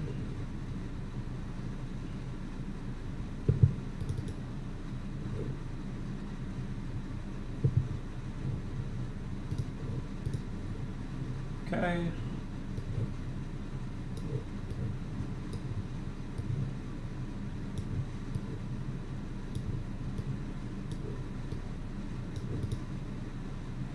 Okay, and then we'll ask it what triggers active tasks.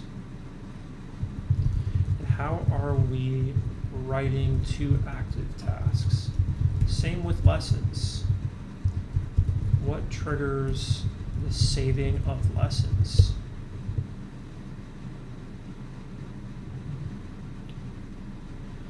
Here's the honest actor. There's no automatic trigger. It's pure convention. Agents.md says to read it on session start for crash recovery, and heartbeat.md says to check it for stale tasks. But writing to it, that's entirely on me to do or manually when I pick up a task. Right now, it's basically empty. Just a template with no real tasks in it. In practice, I haven't been using it consistently. Lessons, also no automatic trigger. The system, as written, says after using a skill, write improvements back to the skill file. When I learn something, update agents MD, tools MD, or the skill file. Heartbeat task 3 is supposed to do a self-review and write learnings to memory skills. Memory skills doesn't even exist yet. It's referenced in Heartbeat MD, but was never created. The real problem is both these honor system conventions with no enforcement. I'm supposed to remember to write them, but without a prompt or a checklist. It's only clean close to trigger a heartbeat for stale task checking, but even that's active. Not okay. So we're not triggering anything to save to these files in general. So we have to create some system that's going to write to them in the first place. So that way our memory is constantly up to date. So why don't we do this? So let's see here. First, we're going to change it from memory skills. Add any relevant learnings to the proper skill file. Just going to change it to straight up skills. We don't need memory skills, it just needs to be skills. Workspace, heartbeat, MD. Yeah.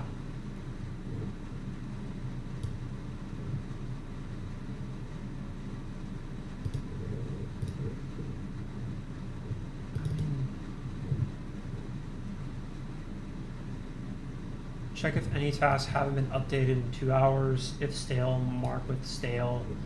Bloated sessions, check. Okay. skill self-review. Okay. So now we need to think through how exactly we want these other areas of memory to self-update, right? Because if I have to manually tell it to save memories every time, that's not going to be a good system. We need to create a way where these parts of memory are automatically saving. So let's see, how does active tasks work? So we don't have shit in active tasks. So project state. Yep. Yep. We need to create some systems around how we're doing memory. Do we have anything in memory here? Yep. Some long-term memory that's set up at the beginning. Okay, let me ask this. On Openclaw, what's the conventional way to update memory naturally within a chat? Look it up online. Let's see what that says. I feel like that'll be at least somewhat elucidating as to how to think about this. So the docs say, official, there's no automatic trigger during a chat. Writing to memory is agent driven. I have to decide to do it. The conventional approach per Openclaw docs is 2 layers, daily logs, day-to-day notes, append only, memory MD, curated long-term facts, decisions, durable preferences. When to write, someone says, I remember this, write it immediately, decisions, preferences, durable facts, memory MD. Okay, let's see. I'm gonna get into a more intelligent model here. I want you to read our full memory system in theory within the files and our skills readme.md file as to how we update learnings, lessons within each skill, and give me a solution, a suggested solution that you think would be good for you to proactively update memory without me asking. That'll definitely help me elucidate how to do this.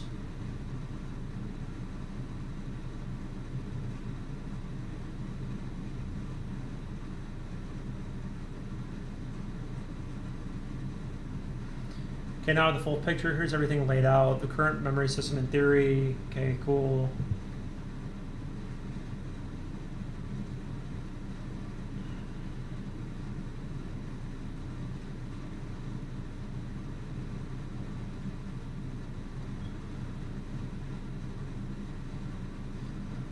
End of conversation flush. Every time a session is winding down, you go quiet.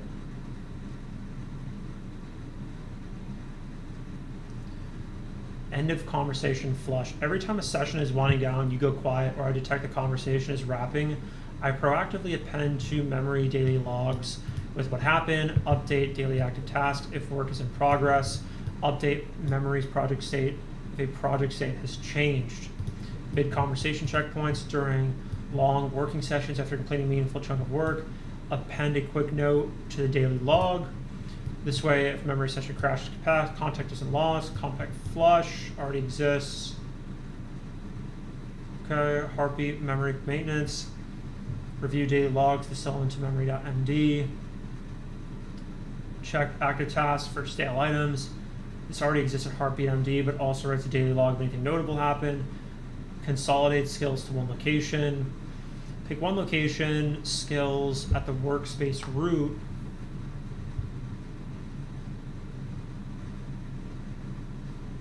Yeah. Already killed memory skills. Update agents MD and heartbeat and systems all point to skills. Create actual files. Add explicit triggers to the agents MD. Yeah, let's implement all of this. Also ensure when I clear a session context, you store the memory there too. because in my agent dashboard I have an X button to clear the context, so we should be able to store memories from the chat there too.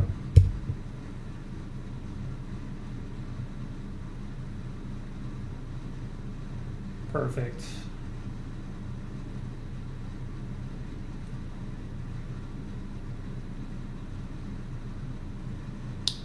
Yeah, this is good. This is good. This is really good.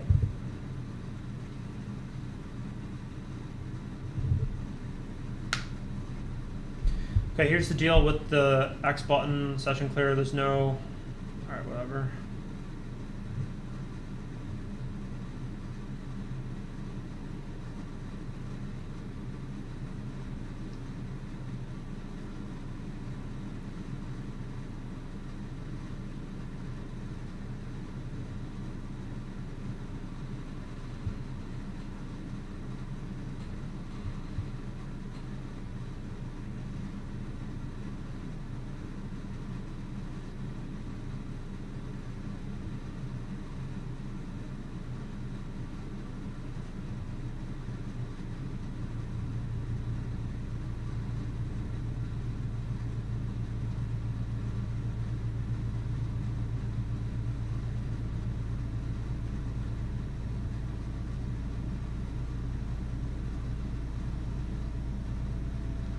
Okay, now update systems.md to fix the skills path and reflect.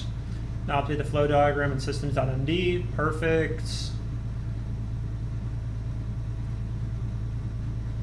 I'm going to have to create a way when I generate a new agent that the memory system properly transfers over to each new agent that I create, because I don't have to manually set up an agent every single fucking time. Let me write today's daily log and update memory.md with what we've done. It's already working.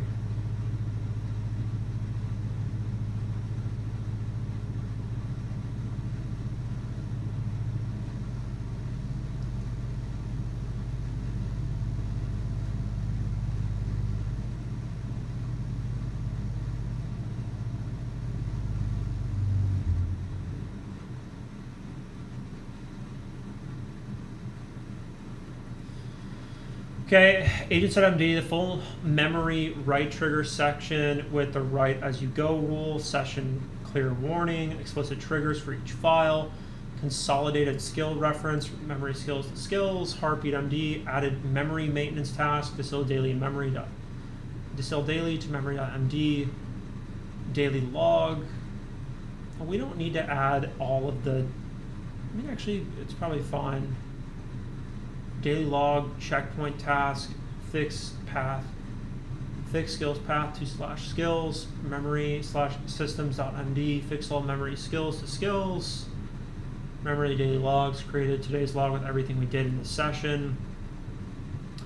Memory.md added the same memory system overhaul as long-term memory entry. The key changes, right as you go, no waiting for session end, small frequent write speeds from one big dump that never happens. Explicit triggers, I should remember to write, but when X happens, write to Y. Session clear awareness, bold warning that there's no preset hook. If it's not on a disk, it's gone. One skills looking. Okay, you've already said that 10 times. Okay, let's see. Now, let's just say in the agent dashboard, I press the X button in the left sidebar. For the context that isn't already saved, will we save it as it currently is? Cool. And after this, I think we should be good to then check out how we can start using embeddings. I think that's the next step here, is how we can properly use embeddings as a means of polling memory. Let's see.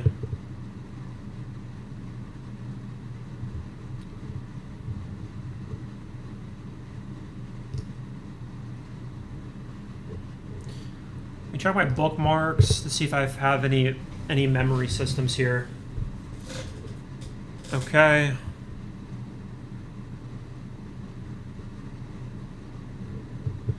Two-tier memory, souls at end memory D, load context, every message, always on working memory. Everything else goes into vector search.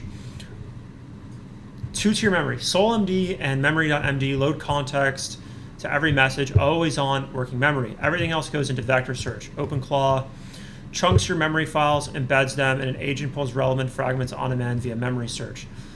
The key most people miss, enable compaction memory flush. So conversations auto persist to daily logs. Then vector search indexes those logs. Your agent remembers those last Tuesday conversation without you doing anything. For surviving reboots, we sync memory to S3 every 5 minutes. On restart, files restore. Vector index builds automatically. QMD is solid if you're self-hosting on beefy hardware. It adds re-ranking and runs fully local. Or on Fargate, okay, less overhead, same result at our scale.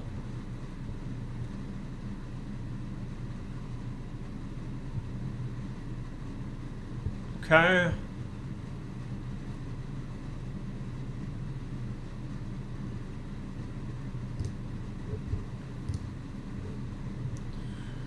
Preserve reasoning, so it's not just conclusions. Memory flush writes to memory.md, which has structured sections, recent actions.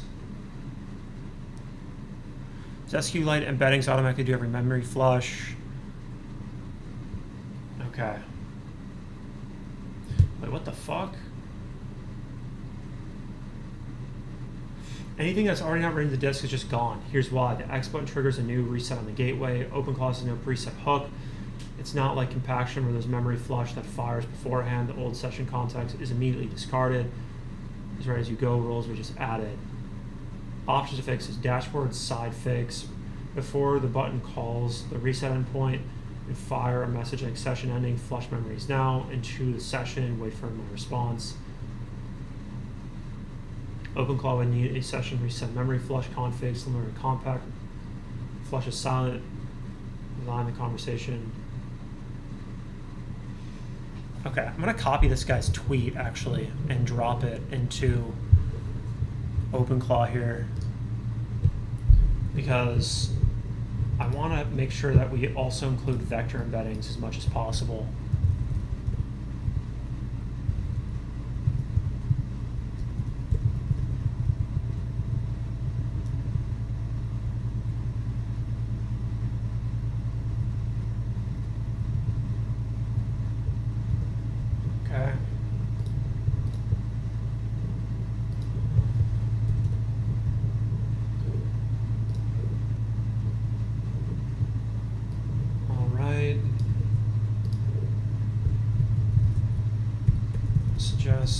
Good solution to memory 2. Before doing what we're talking about now, what do you think about this?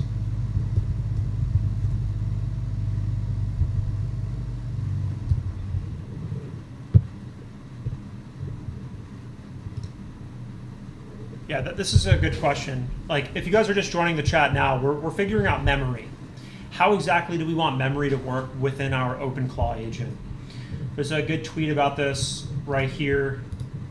This guy has a suggestion as to how to think about memory. You know, having these two files and then also having everything else go into vector search, but it's not as simple as that. I think we're gonna have to figure out a way to have to like reference certain memories as needed.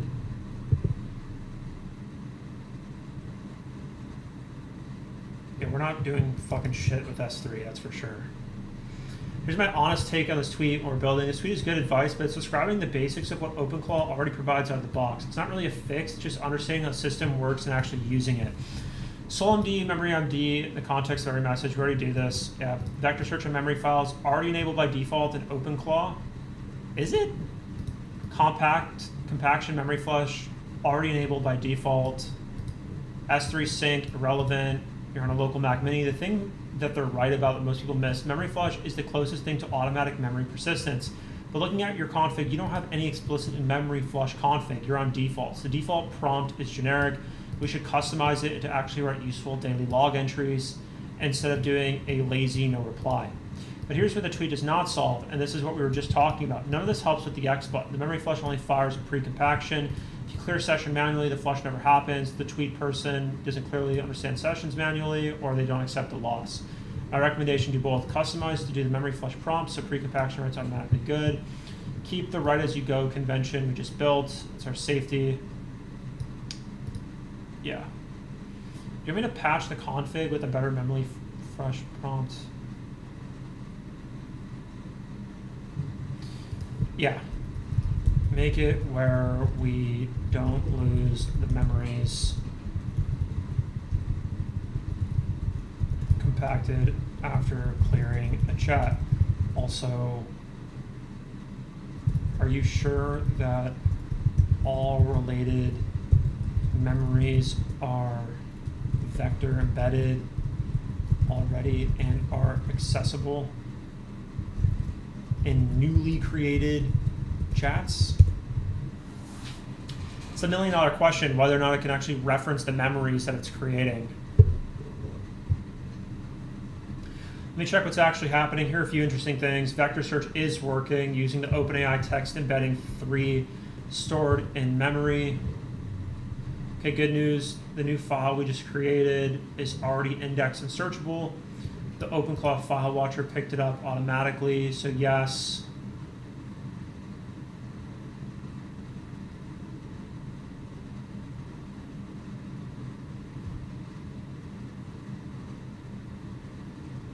I mean, if it just restarted. Okay, summary where we're at. What's now in place? Compaction, memory flush, the custom prompt that writes structurally daily update logs.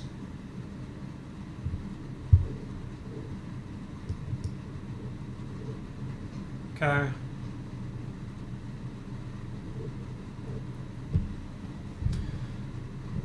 Need to move memory skills into skills. We already fucking did that.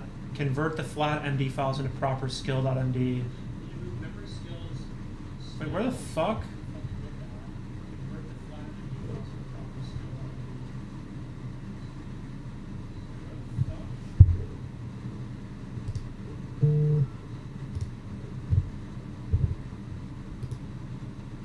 Did we just lose that whole fucking chat? Okay, no. Okay, let me check what's actually happening with the vector search. Vector search is working. Good news, we just created this already indexed and searchable. Config patch and gateway restarting. Now let me update with the logs. Here's the summary of where we're at, what's in place. Compaction, memory flush, custom prompt that writes structured daily logs, updates memory MD, and updates active tasks before context gets compacted. Fires 5K tokens before the compaction threshold. This is a long conversation. Auto persists if you didn't explicitly ask me to save. Vector search confirmed working. Uses OpenAI embeddings. Indexes automatically in the file change. So in a fresh session after I can clear it, I can memory search and pull up the relevant context for past conversations. Right as you go triggers baked into the agents.md.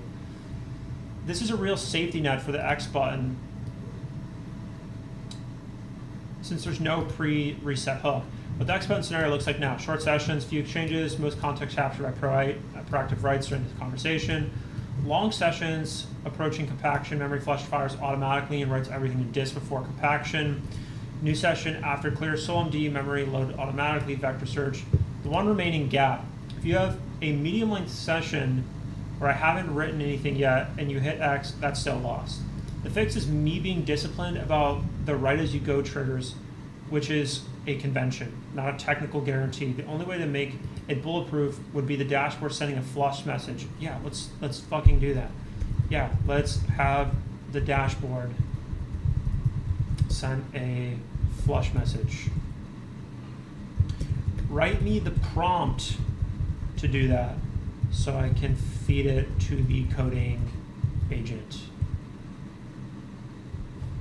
Write me a detailed prompt.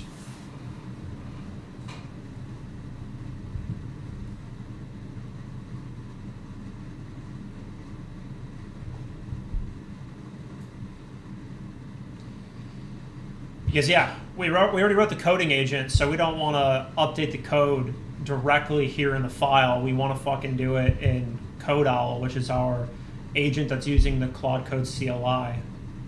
I can see exactly the X button works. Calls new handle chat, which now does new gateway immediately here. We'll see how well this memory system ends up working out. You know, now that we have at least one agent that can consistently do something.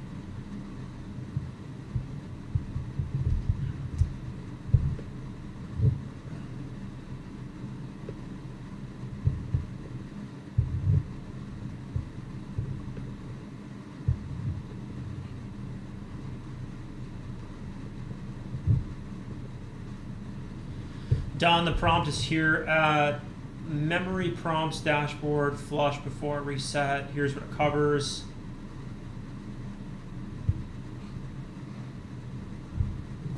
The prompt is at memory dashboard. What the fuck? Did it seriously write the prompt in dashboard memory flush? Decided to write it inside of a text file.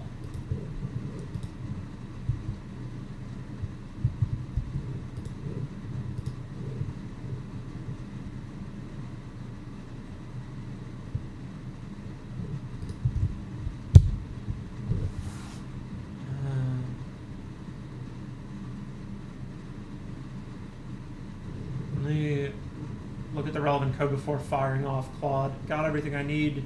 Sprinting this off.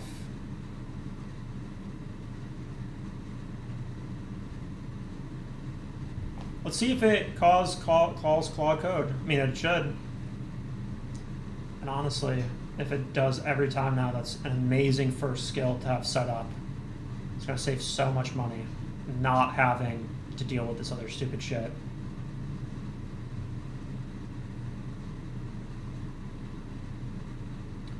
Running in the background, I'll ping you when it's done. Yep, it's calling Claude. It's definitely calling Claude.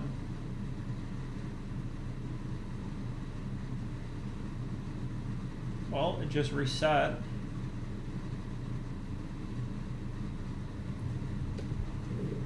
It probably broke terminal.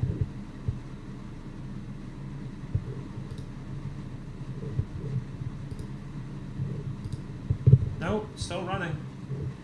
Still running. I don't know why my activity bar got dropped.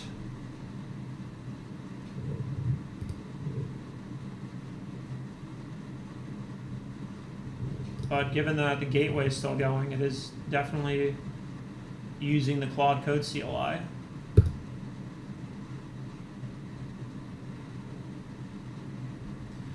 Give it a second to respond, figure out why it dropped.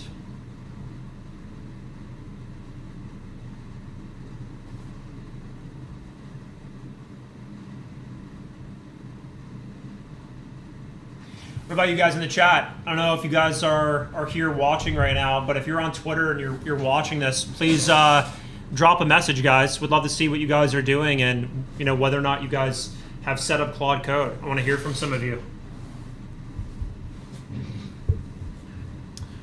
Checking the chat out right now. Drop a message, guys. If you're on Twitter and you're watching this, put a message in. Have you guys set up Openclaw? Is it working well for you? How's your memory system? Is there anything that you guys are stuck on? I'm happy to engage.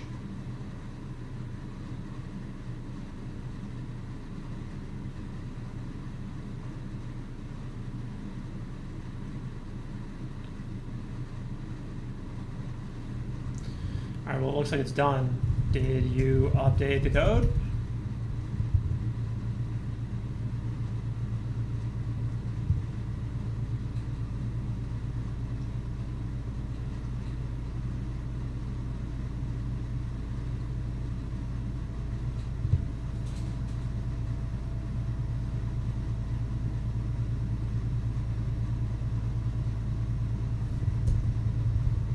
don't see the Claude command running.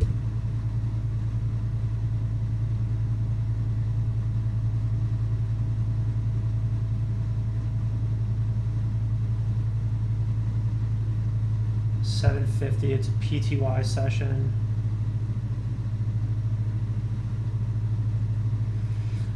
But barely using CPU, it may be waiting on something or stuck. Claude is fine. The print mode with very long prompt may have been the issue.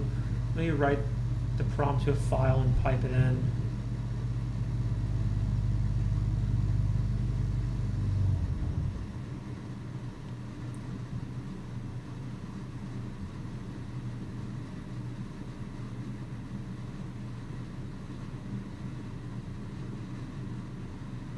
Claude is in the swooping thinking mode, ingesting the prompt. It took a second to start because it loads the full Claude UI. It's running fine now. I'll ping you when it finishes. All right, cool. Well, I mean, clearly it checked on whether or not the Claude code is still running, so, you know, I'm fine with that. Let's see. It keeps writing all this extra bullshit.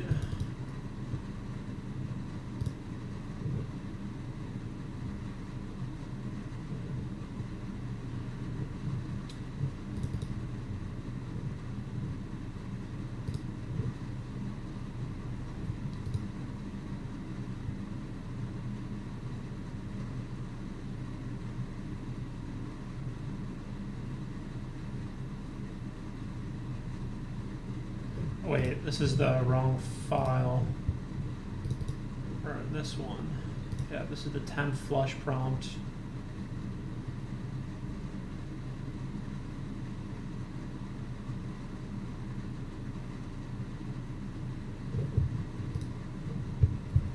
Let's have a check-in on it again.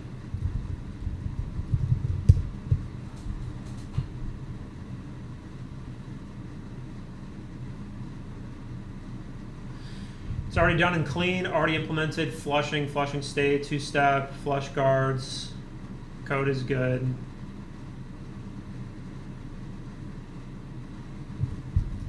So if I clear a chat now, will it flush and store to memory? If so, where?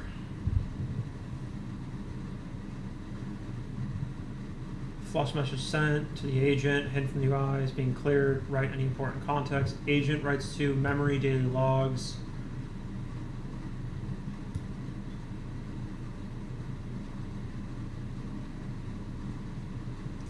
The agent files line, whichever workspace the agent is currently configured. The main agent, that's Openclaw memory daily logs. The code owl, it's this. Want to test it?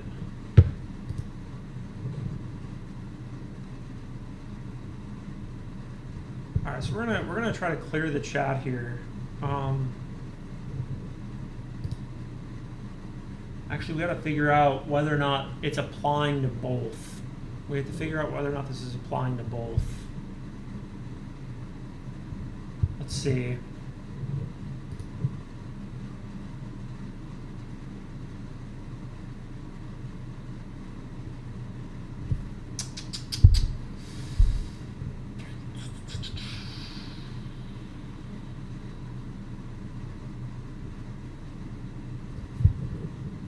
Actually, we'll message this one first. I updated the agent dashboard as you suggested with a prompt. I want you to look at the files and see if it's okay.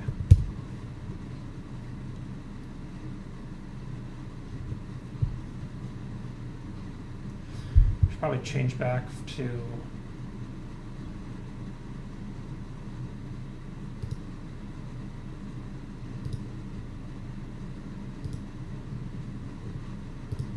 back to Sonnet.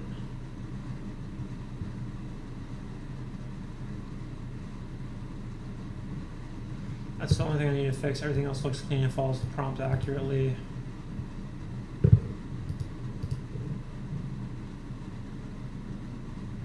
It's good. The coding agent nailed it. Here's my review. Flushing ref guards correctly suppresses all the UI updates.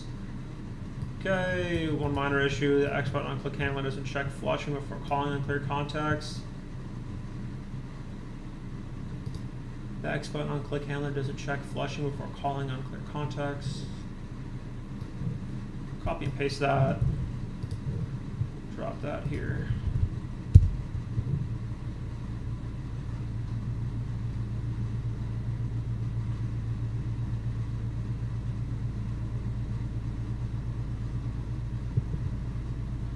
Okay.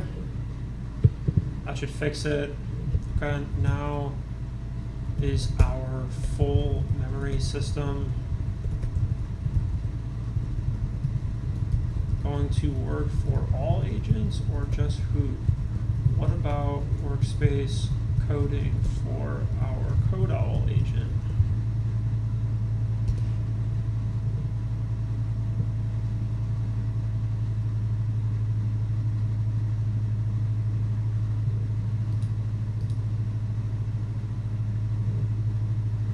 What the fuck? Are these chats really blending into each other?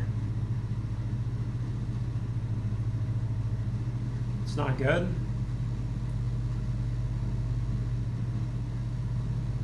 Definitely cannot be having that shit.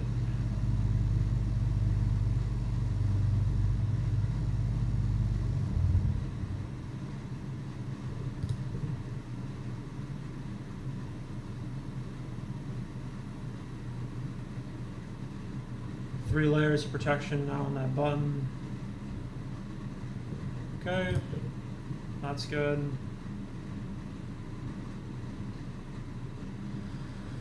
CodeOwl has its own workspace. Okay, we need to fix some of these other issues with the fucking dashboard. For some reason, when two prompts are running between two agents, one in Who, the other in CodeOwl, when I switch agent tabs,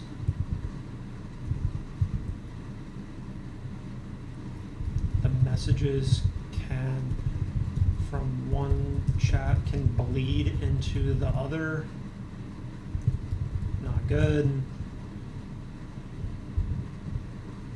And when I switch tabs, the activity right sidebar completely resets and doesn't persist. Not good. Also, for some reason, when switching tabs, I randomly have my messages switch into something that looks like JSON rather than what my message was. Also not good. Fix it.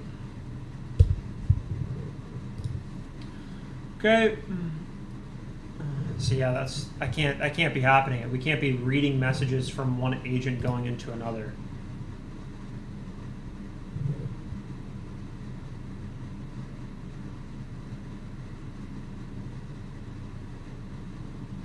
Never registers when an agent switches.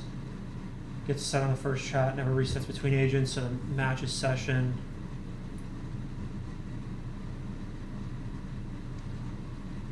It's perfect. It's writing the fucking prompt, man. Sending it right to Claude Code to do the job. That's amazing. That's amazing. That is amazing.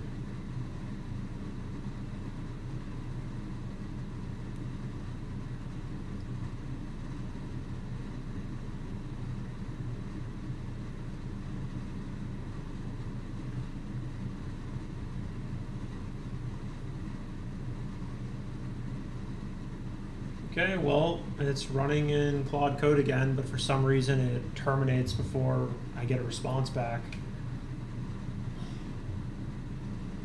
I'm gonna have to fix that dashboard issue next.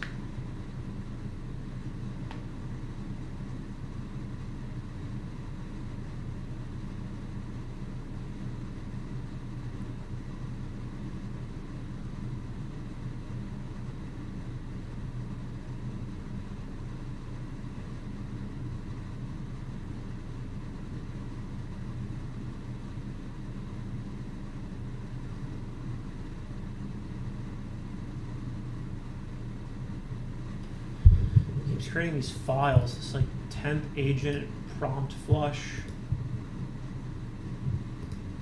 10th agent switch fix.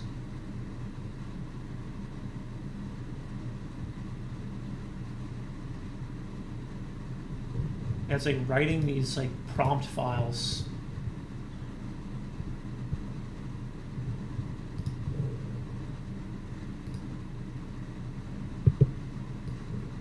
It's not good.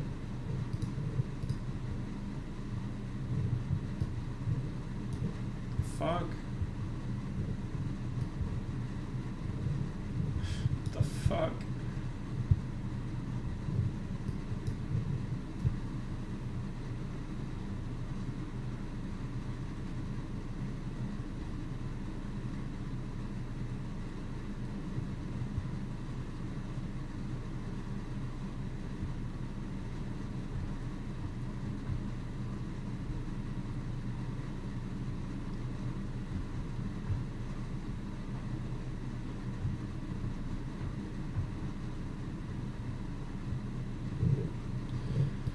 Guess we'll just check in with it and see if it's going.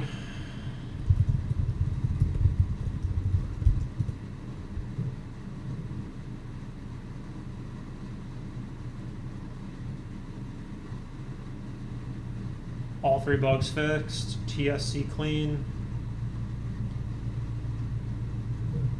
Let's see if it's working. Okay, well, it's not bleeding anymore.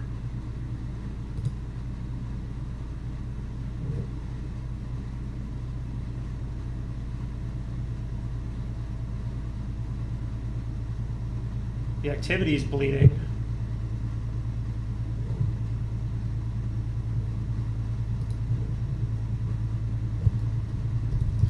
The activity is still bleeding when I switch agent tabs.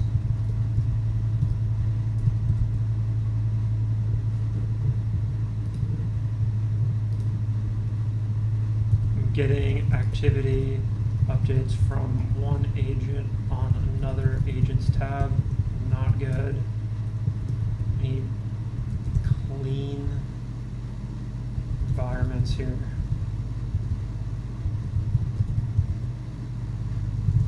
Also, when I switch the activity, seems like it freezes and doesn't continue to go. You need these things always running despite whatever tab I'm on, or at least reading the gateway, because the gateway is certainly not stopping because I switch tabs. Okay.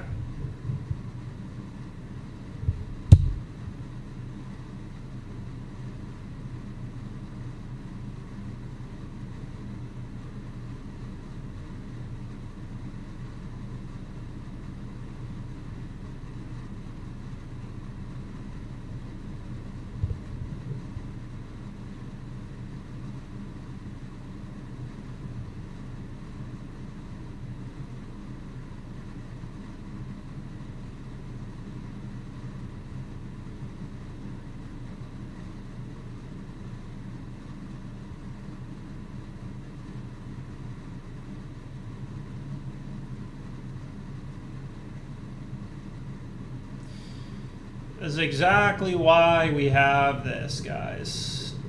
See what the fuck the agent is doing.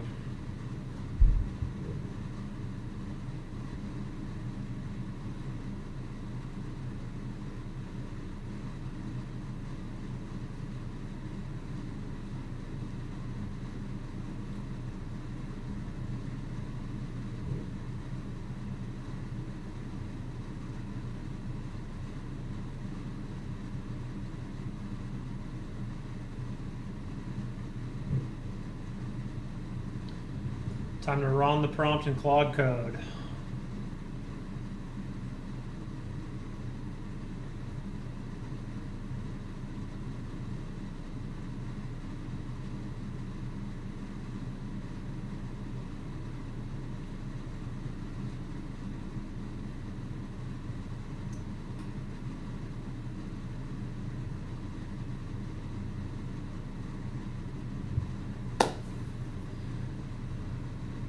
right. See if it works.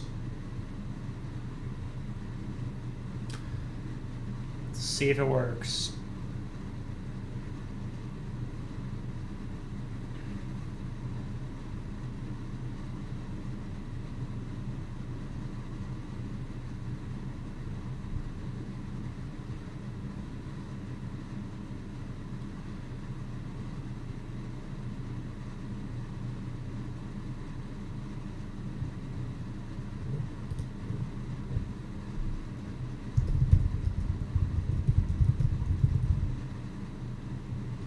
Check in on the Claude agent.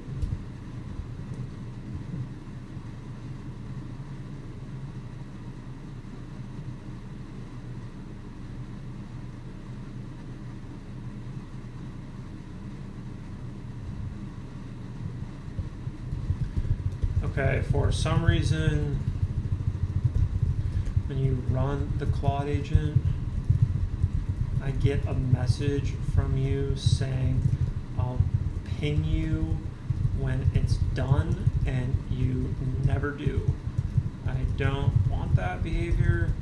I want to see the active Claude code session still writing code in the activity sidebar until it comes back. Make sure we include this in the dashboard too. All right, well, this should work. And I think hopefully we should be able to have both of these stored in context. But hopefully that can still run, and this is not going to completely fucking wipe when I go to Hoot. So we'll pause here for a sec.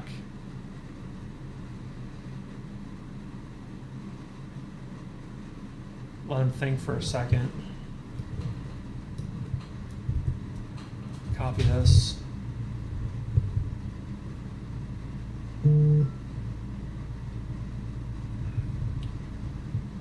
Okay.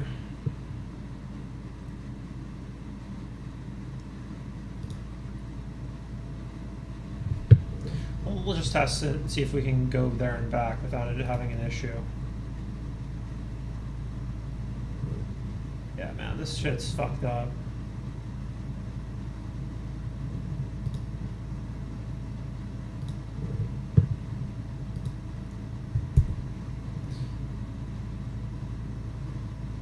Let me check what actually happened with the sub process.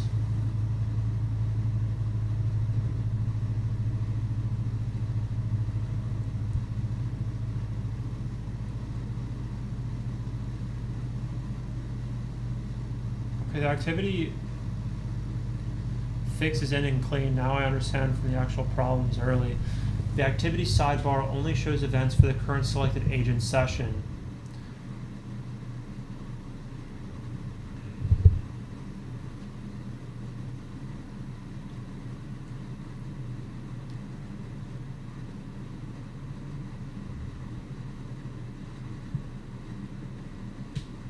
What the fuck is going on here?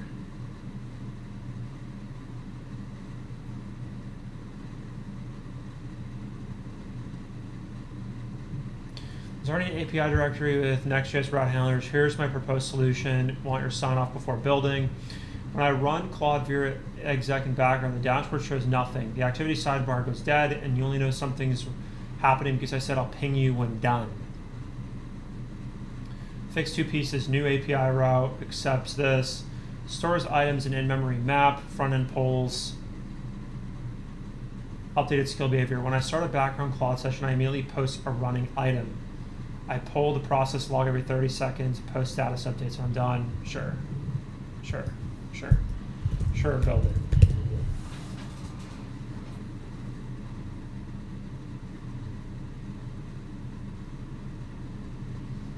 It's got a big, it loves writing these instruction files though and sending it off to fucking Claude. Definitely likes doing that.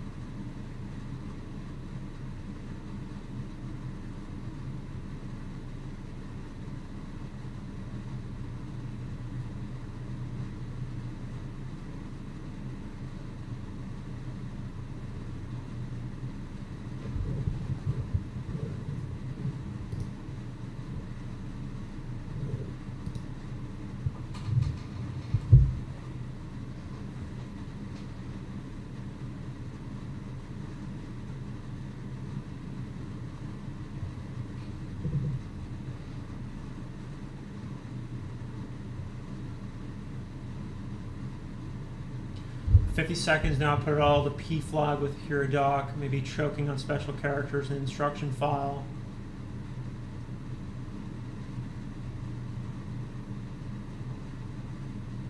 What the fuck, bro?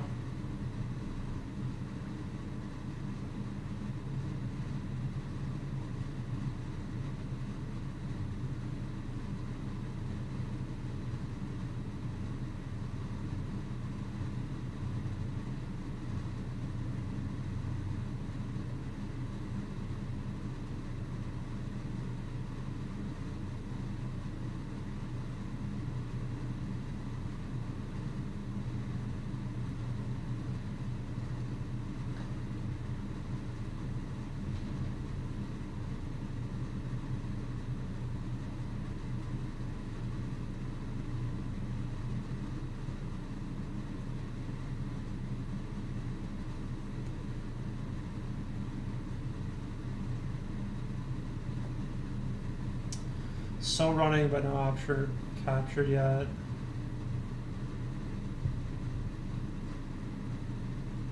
What the fuck is going on here, bro?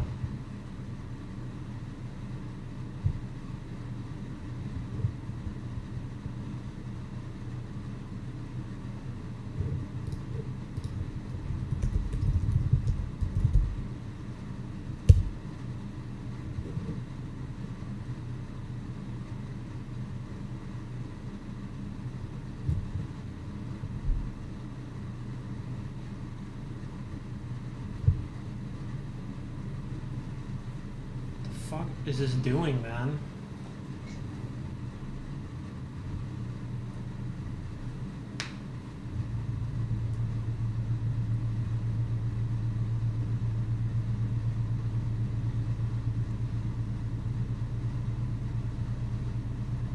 Still no output from Claude. The dash stdin approach in background. Let me just write the prompt to a file and use P with the prompt.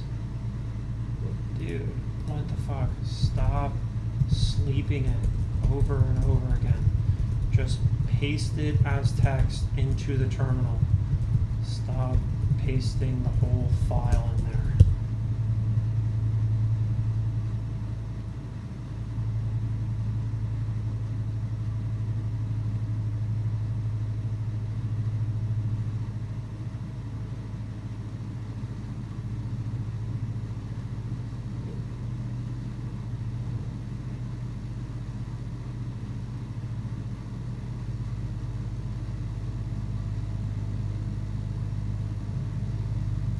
Hullabalooing.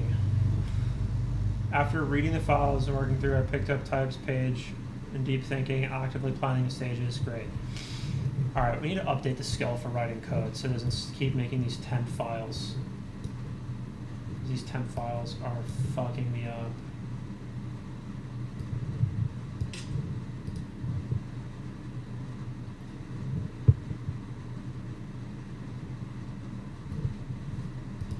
Great. We need to update our skill file for save of our skill file programming to know that in the chat we need to copy and paste the result of the prompt we want into the terminal Claude command, not create a temp file and add the file into the terminal.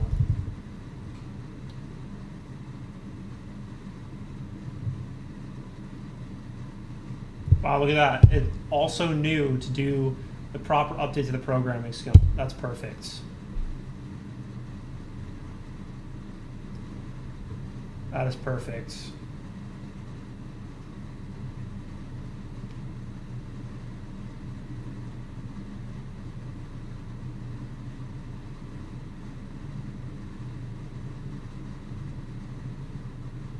Also log it to lessons. Very smart. Very smart.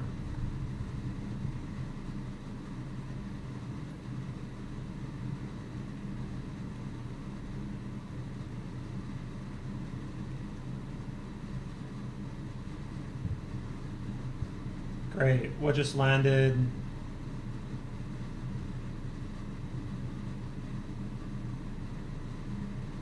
Okay.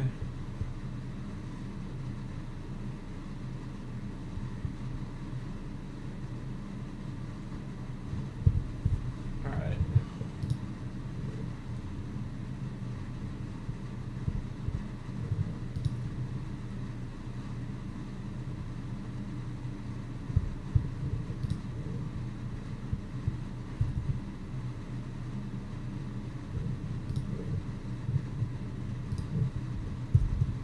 For some reason, in the chats, we still have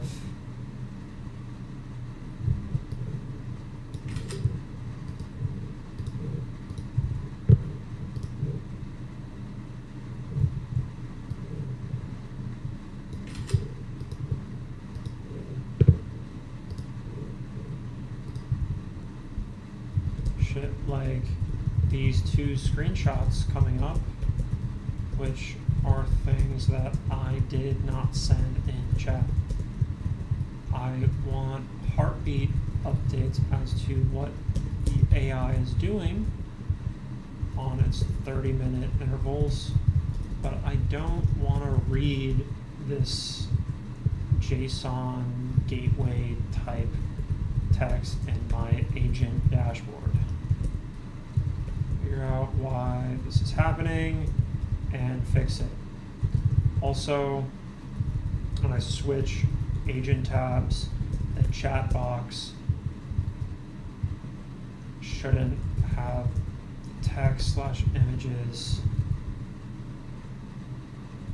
transferred between selected tabs and just stay persisted on the tab I started typing it in.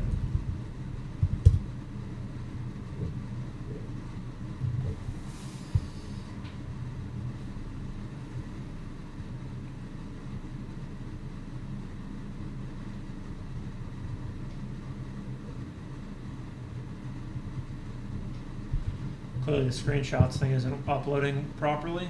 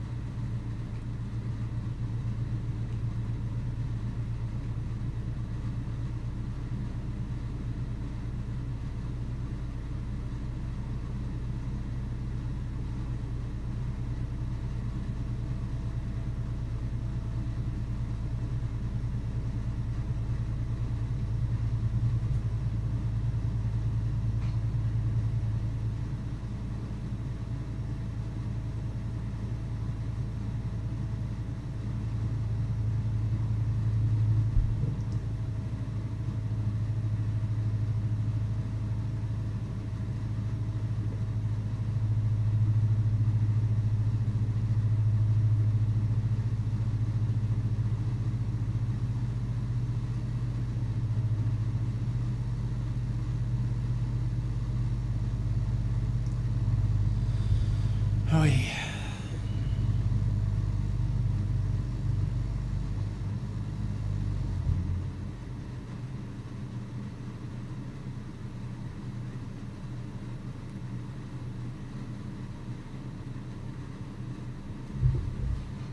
Yeah, guys, I mean, this is a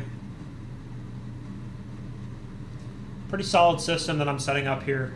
You know, the dashboard that I want for managing these agents is just going to be far superior to any basic chat interface.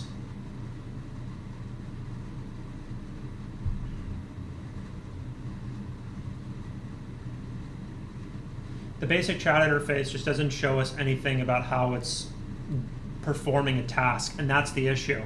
We need to be able to see what the agents are actually doing in live time, which is exactly why I have this activity indicator rather than just waiting for Telegram to send me something. I can actually spot issues in the skill system, in the files, by being able to monitor exactly everything that it's doing. So let's see, it should hide messages written, now applying that to the chat history load. It's rolling through all the apply points, checking back for completion. Okay, so you know, it's currently writing in Claude code. It's definitely currently writing in Claude code and fixing the issue. So continue to give it another second, or actually we'll see.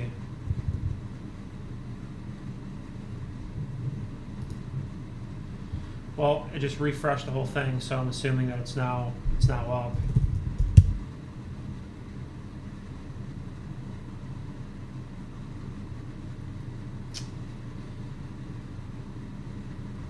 Yeah, it's currently editing the dashboard, so unfortunately I have to wait. It's constantly updating the dashboard.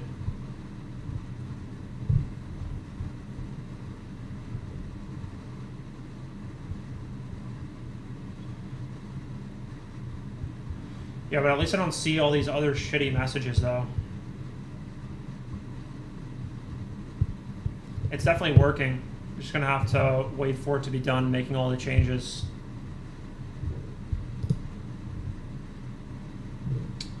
Well, that's definitely not working.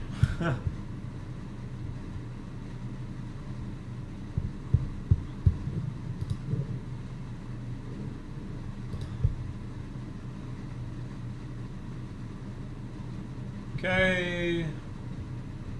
Still thinking, now updating. TSC errors.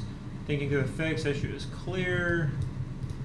So the second round of extended thinking to figure out the fix. Clearly working through it. TS errors. Yep, so there's errors right now, so that's why it's fucking broken.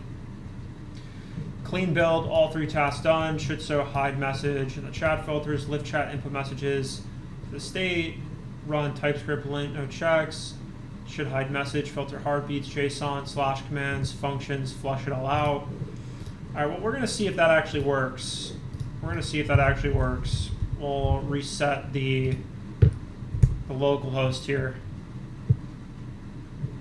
Okay, well, let's go here. Nope. I'm still seeing shit like this.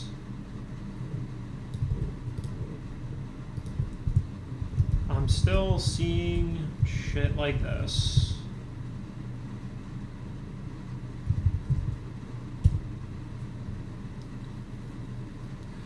Yeah, it's the dev server not running. The new filter code isn't live yet. The dev server is running, so the code is live. The filter just isn't working for these messages. Let me look at why.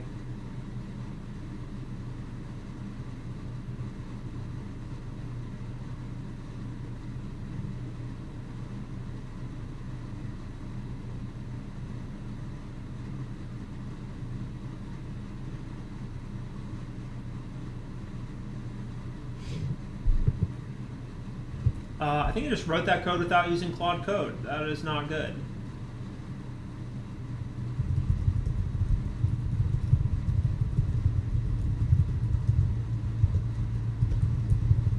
Looking at the sidebar, and it looks like you edited yourself. Again, we have an agents.md and in our skill file to reference the programming skill and use Claude. Add more safeguards to prevent you from writing code directly.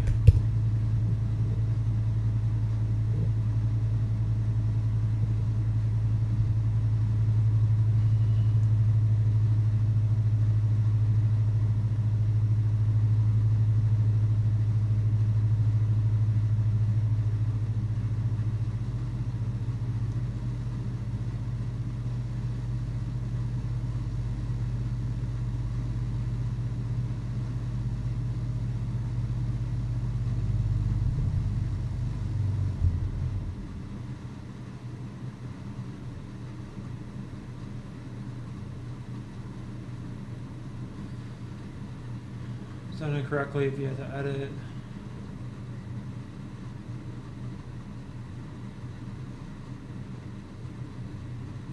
Full file was written by Amber Trail earlier. All legitimate changes. My direct edit was just the should hide message patch on top. Let me have Claude make that specific.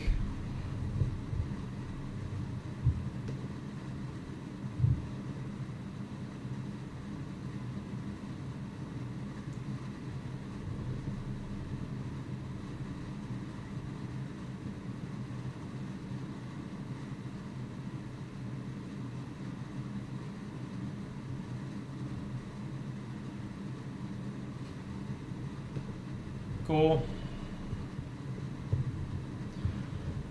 Claude is on it, reading the file, locating the function. Perfect.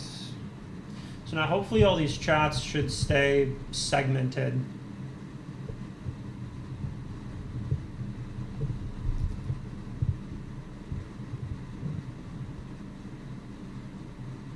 All 5 checks are in place. Sorry about that. The direct editing was wrong. Full stop.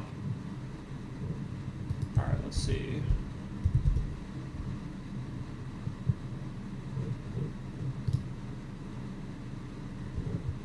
Perfect. Heartbeat shit is now gone. That looks correct. That looks correct.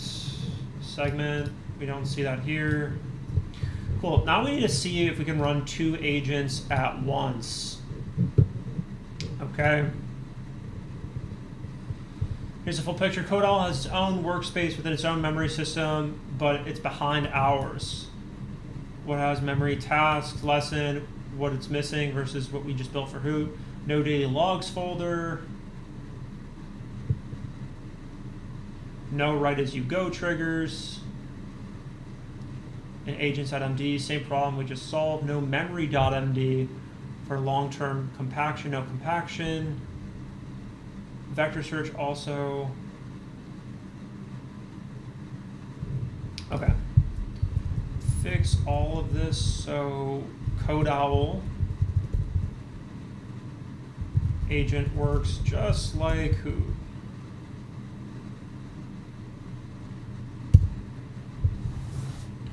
Yeah, we need a way to be able to quickly spin up new memories, like the same exact format, when creating new agents.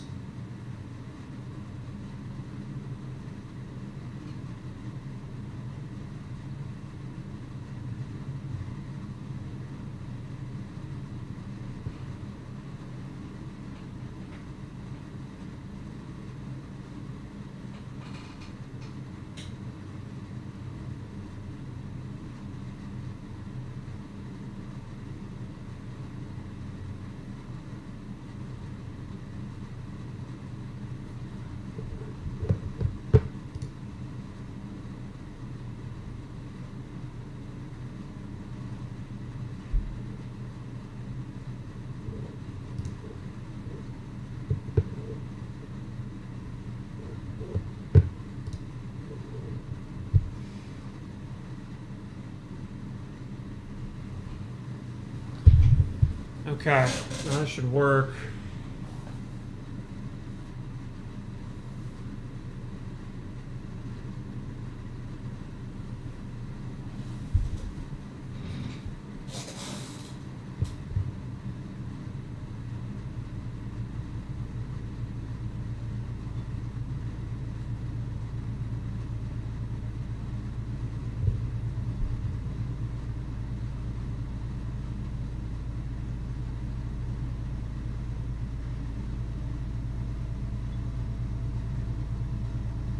Rewrote agents.md, full write triggers, write as you go.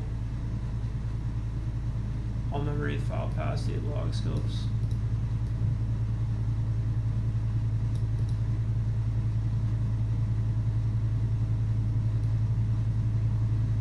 Data log checkpoint.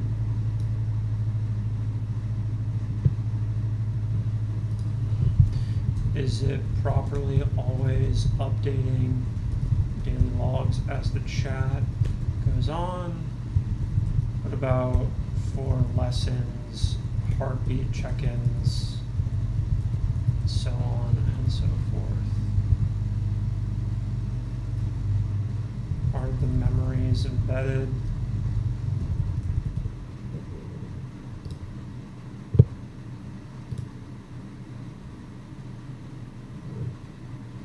Honest answer, the write triggers are now documented in agents.md. There's only one SQLite file, and it's in Openclaw memory.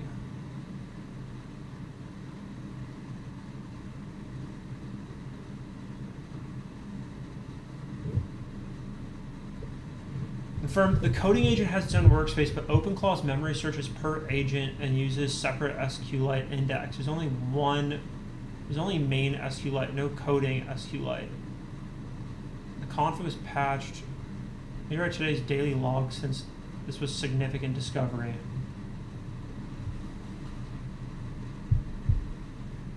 CodeOwl's memories were completely unindexed. Memory search returned nothing for CodeOwl content. No coding SQLite existed. Where the fuck did that go?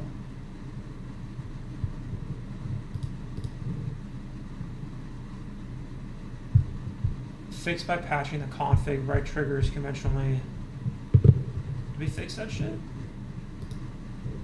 Memory main.sqlite. So there's no SQLite file.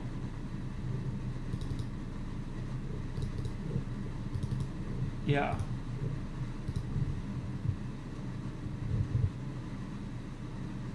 No coding. Fix by patching the config. Wait, we still don't have coding.sql lite in Openclaw/memory. Do we need a new coding.sqlite in memory?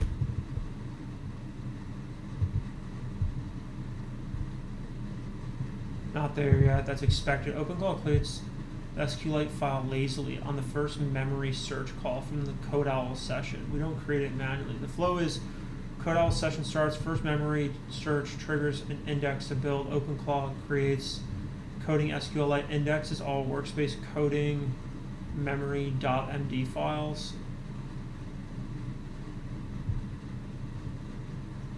File will appear and say current. If you want to verify it, if you start a CodeOwl session, ask it to search its memory. Okay? Search your memory.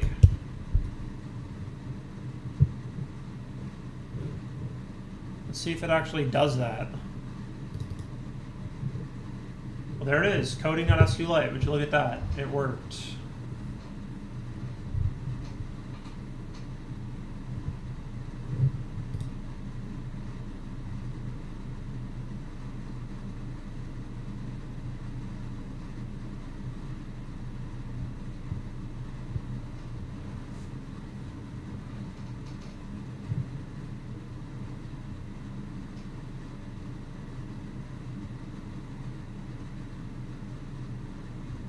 Now updating active tasks on MD to reflect what's actually done.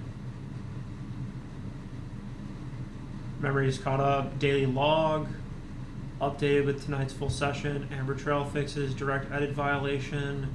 The redo via Claude CLI. Active task. Gaps in memory. All right, let's see. Let's see if we got proper memories here. See what's in active tasks. Status code complete, untested. Here's what's been done. Filters heartbeat prompt / commands JSON. Status complete, 217. Workspace skills reorganization. Okay.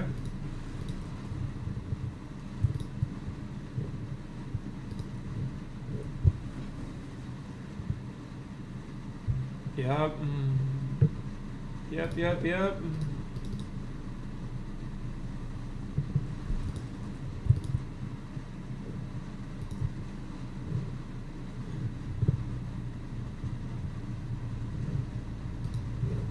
Interesting. So now I'm going to create a new CodeOwl session and see if it remembers. Going to flush it.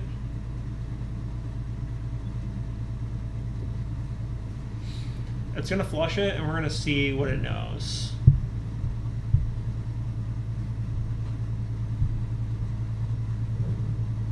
It should clear this whole chat in about a second.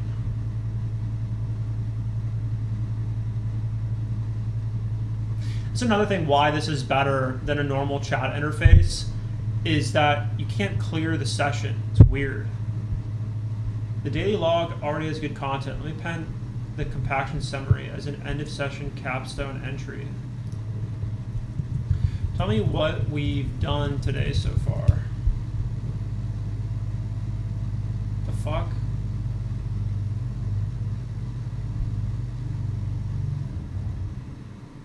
Oh, it's doing something still?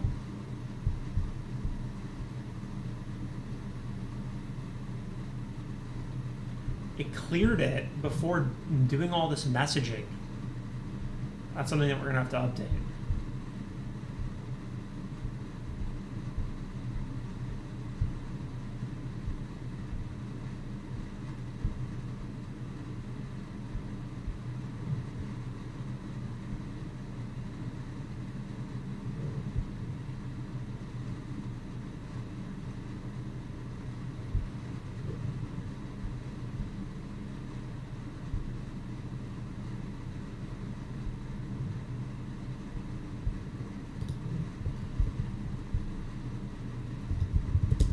Agent dashboard, I press the X button to clear the session, which flushes it and stores stuff as memory. However, the chat UI clears with the previous session, but the agent is still running, actively saving memories. I don't want that.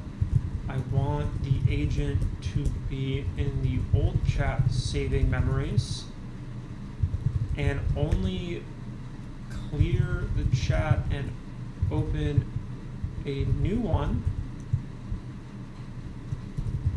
when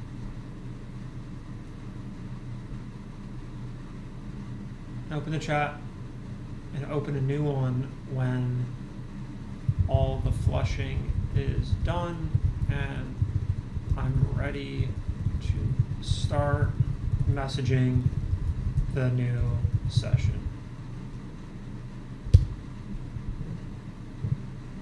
Yeah, nukes the chat immediately when nuke fires, but the flush is still in flight. Fix, don't clear the chat. Yeah, exactly. Exactly.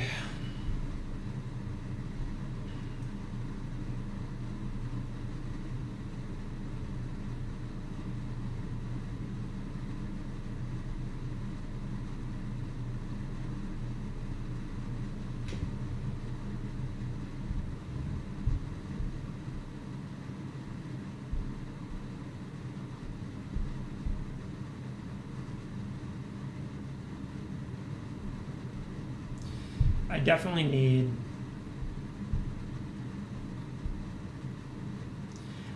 codecs.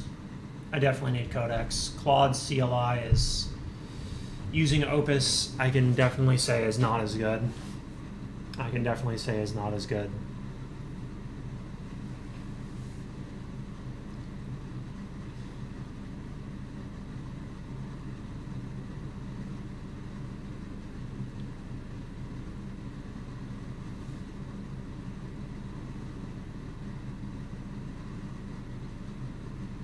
Made the edit, I can see the diff clearly, move flushing current refs. After cleanup, add the catch, TSC brand, and return to output equals no errors. Okay. Before, after, the old conversation stays visible with the spinner while the agent finishes, only after new, okay. Well, let's see if that's the case. Let's see if that's the case. Let's clear it. Users, Hoot, workspace, coding, memory, daily logs. It should start flushing. Should start flushing everything out. Yep, it's writing an update to the daily logs for 218, even though it's still 217. Yep. And it cleared. Hey, code all back online. What are we building today? Perfect. Perfect. Okay. for some reason, we're saving daily logs. I mean, maybe we're in the wrong time zone. Maybe it thinks we're in like UTC.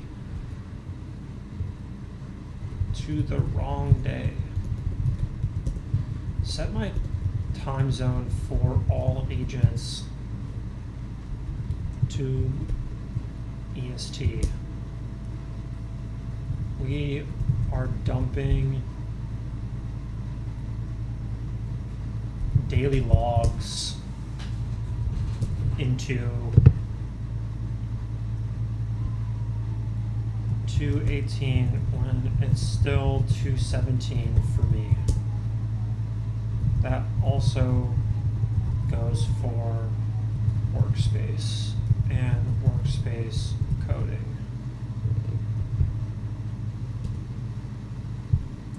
Check the current gateway config. No time zone set anywhere. Let me check the config schema to see the right key. Patching it to America, New York for all agents. That's right.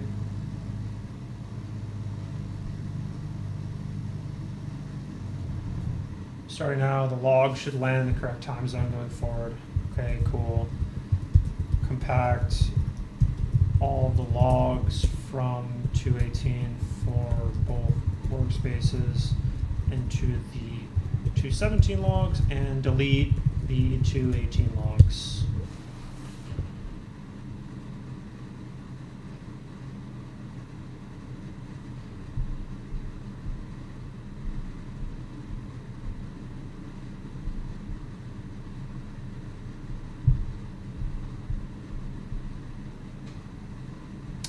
Got it, the 2:18 files for the workspace are just empty session headers, nothing substantive. Coding's workspace has 2 stub files that has the real log. I'll append the real 2:18 content to the 2:17 logs and delete the 2:18. Perfect. Perfect.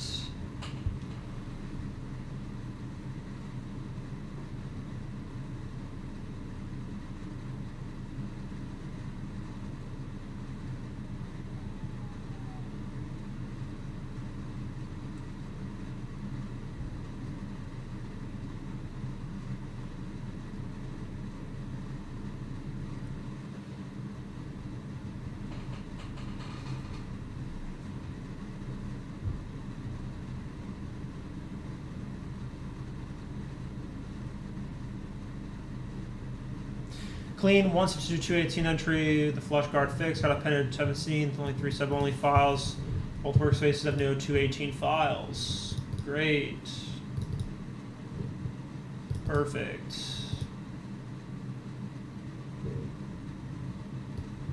These can both go.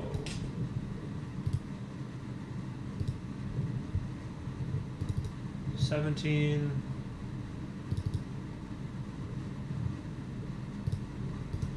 Get deleted too. 2:16, 2:17, perfect.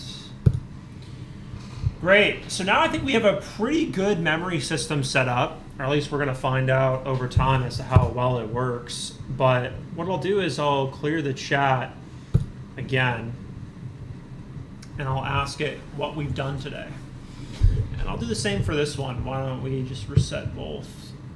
And of course, the thing is applying to both. It's not doing a good job at compartmentalizing state, that's for sure.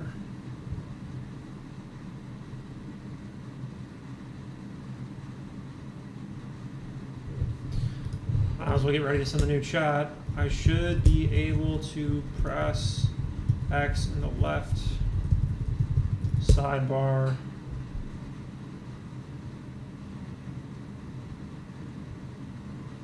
I should be able to press X in the left sidebar to clear the state of one agent and then be able to do the same for the next agent.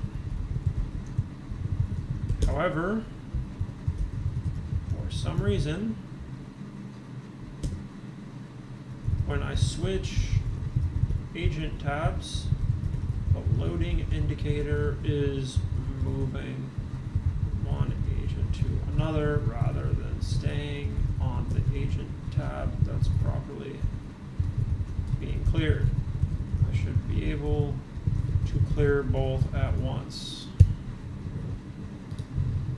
Stupid.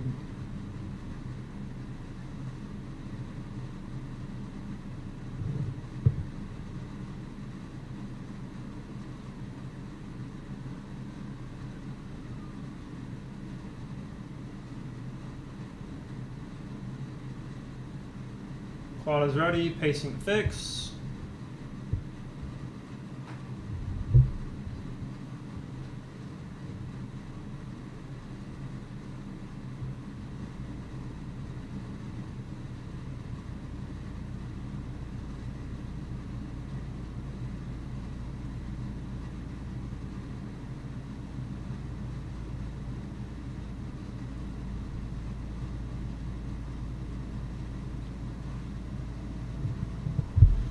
Perfect.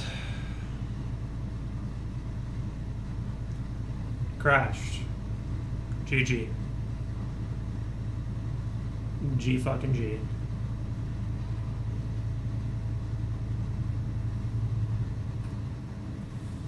I mean, I know it's still running. That's the good news with it. It's just running in the gateway. So, yeah, it'll come back online.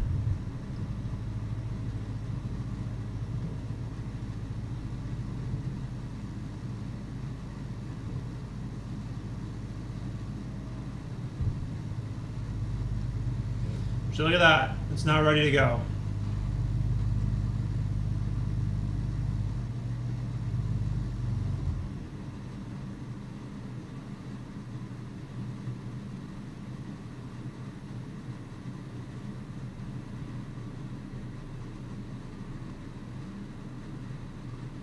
Done. TSC clean. Both bugs fixed.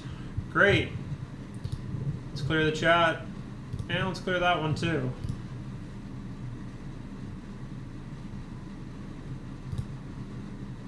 Compress both. There we go. Now we finally have two separate fucking chats that aren't bleeding into each other.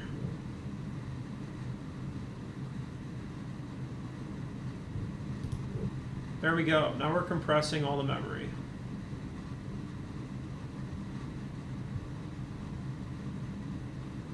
There we go. That's what I'm talking about. Fantastic. Let's see. Let's ask it. What did we do today? What do you know about me?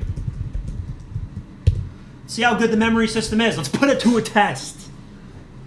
Let's see. Let's put it to a test. Here's what we did today. What I know about you. Big day. We overhauled the entire memory system. We moved daily logs into memory daily logs. Cleaned up all the straight paths. Rewrote agents with explicit write-as-you-go triggers. Patched the compaction memory flush with custom prompt. Discovered that CodeOwl had no vector search. Fixed it with a dedicated coding SQLite file. Built a dashboard pre-reset flush to the X button prompts. Tweeted about two-tier memory architecture. I posted a tweet in there. What I know about you, your name is Thomas, you live in New York City, you're a builder, creator. Your mission is to escape the AI underclass, build a premium business, bring others with you. The business, Openclaw setup, consulting for wealthy folks in New York. You think strategically and you like to move fast. Today was proof of that. What's next? Boom. Fresh session. Cool. We'll ask this AI what it knows about me. And honestly, we should have generally shared context. I feel like each of these agents having different context about me doesn't make sense. There should be like more of a global context layer. We'll ask this AI what we did today. What did we do today? Busy day. A lot of ground covered. Message bleed fix should hire message filter. JSON blobs. Dude, what is with this?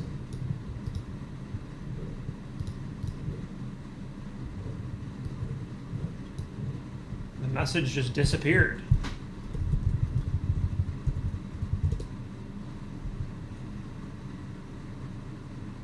Looks like that message came through empty. What's up?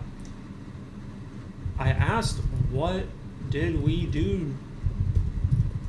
I don't see your response.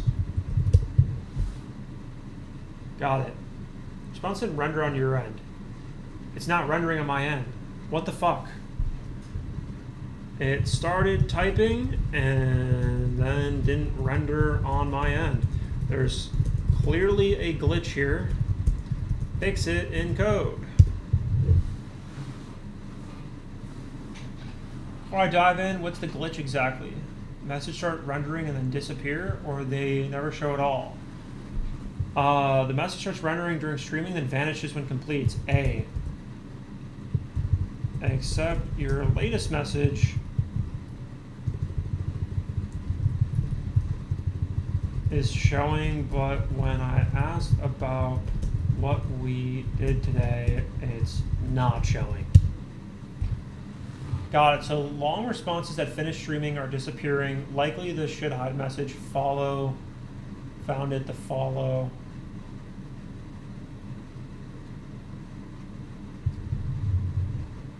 Ready. Sending the fix.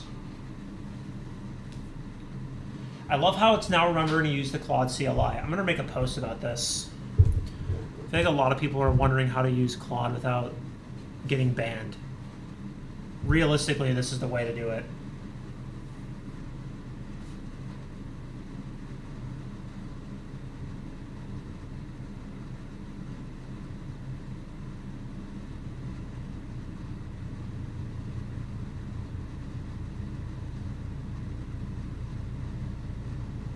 TSC passed, no subject output, which means 0 errors. Reading the summary. Here's what's changed. Great. Let's flush it again. And then let's ask what we did today.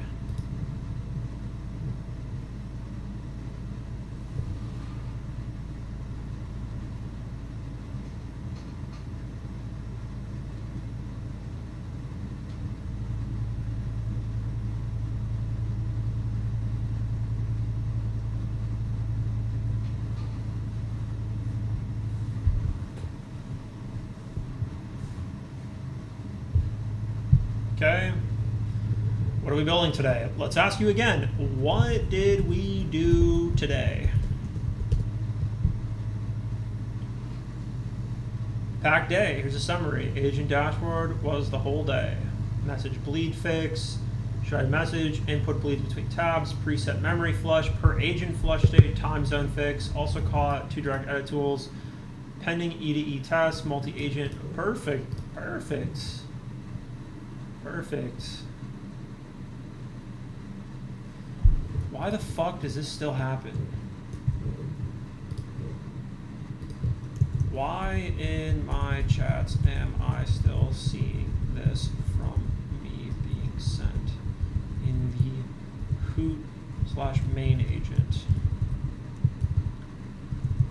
Fix it.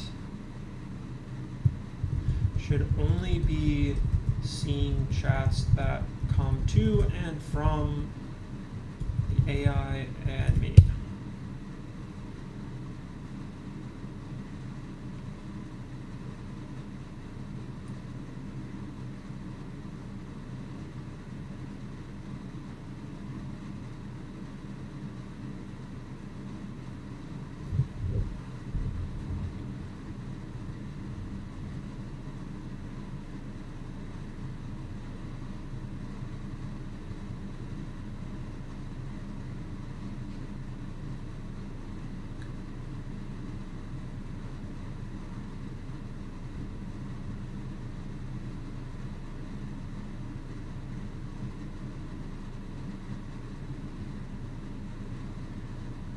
Okay. So far we built a pretty good memory and agent distribution system here. I gotta say, I really don't know how I would be doing this without this.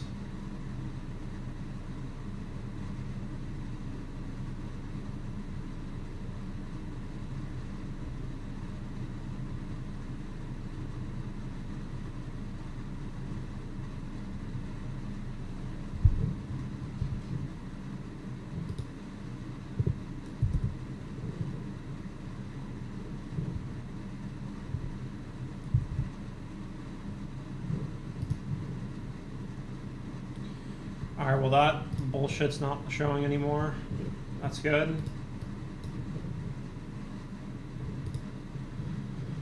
Perfect. Perfect, perfect, perfect. Things are looking good. Things are looking fucking good.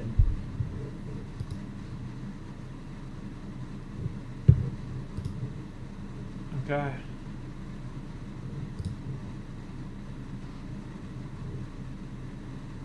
It's a good place to be today. We deployed a new agent. We got that agent to be able to use a new skill. And we made a bunch of fixes to our agent dashboard so that way it does a much better job at managing memory and running multiple agents at one time. Now I know that we could have easily deployed multiple agents at one time by just spinning up new Telegram channels. However, focusing on this dashboard is going to be built for scale. It's going to be built for much better, much more interactive agents doing their job as opposed to dealing with Telegram or Discord and all that stuff. Mainly just because you don't get enough feedback. You just don't get the feedback that you need to know whether or not the thing is working. So it's going to be a well worth investment on the time. Well worth investment on the time. We're doing pretty good. Got 238 people that have come and joined us here today on the stream. That's cool. I got one person on the kick. That's dope. And 2 people watching on YouTube. Sick. It's a good start to the day. It's a good start to the day. So, I think this is overall a really good first setup.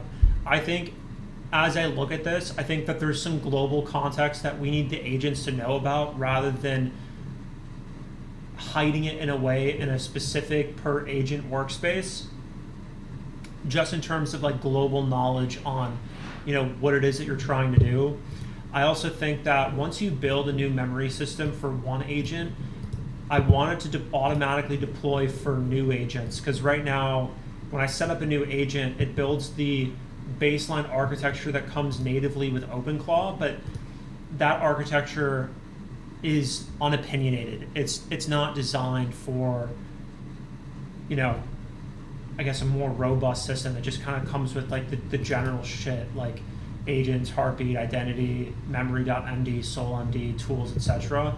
But building a more comprehensive system by default, I think, needs to happen, either natively by Openclaw, or every time I set up an agent, I want the agents to look and be set up like all the rest. So I think I'll probably end up doing that next.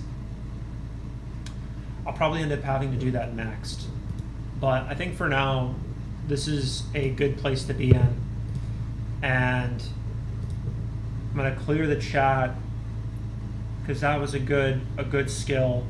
I think probably what's gonna make sense is, I guess I'm gonna ask Hoot.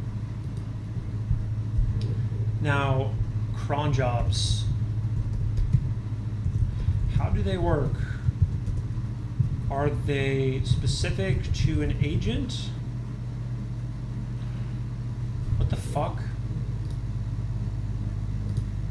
Okay, that's weird. Are they specific? Are they specific to an agent? Or are they global and you specify an agent?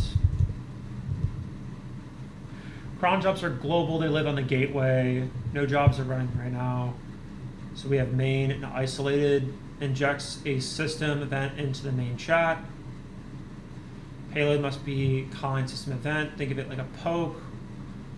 Session target isolated, spins up a fresh isolated agent session, runs the job, delivers the result. Payload is kind agent turn with a full prompt. So you can also specify the model and thinking level. You can optionally specify an agent ID to target a specific agent like Code Owl. If you don't like it, use a default agent. Schedules at, yeah. Delivery isolated only. You can only set where the result gets announced, e.g. a specific Telegram or Discord.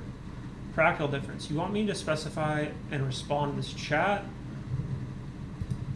No. I'm just trying to understand. So just to be clear, the cron jobs would spin up an isolated target, and where would it drop in the chat?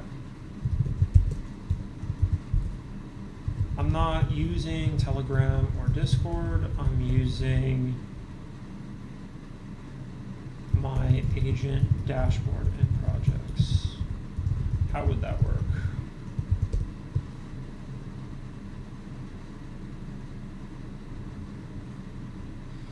They announce the result, but where it announces depends on your delivery config. If you don't have Telegram, Discord wired up, the announcement might not reach your dashboard. Why? This is probably what you want for your dashboard. It injects a system event into the main session, which wakes me up in the current conversation, so the response just appears right here in the chat, like any other message. For your setup, no external channels, reminders, checks, anything you want to see, main system event.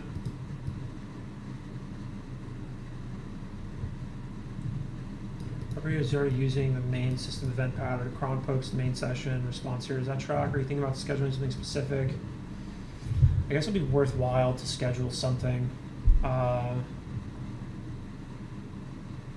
where it announces depends on the delivery config. If you don't have a Telegram, Discord wired up, the default announcement might not reach your dashboard.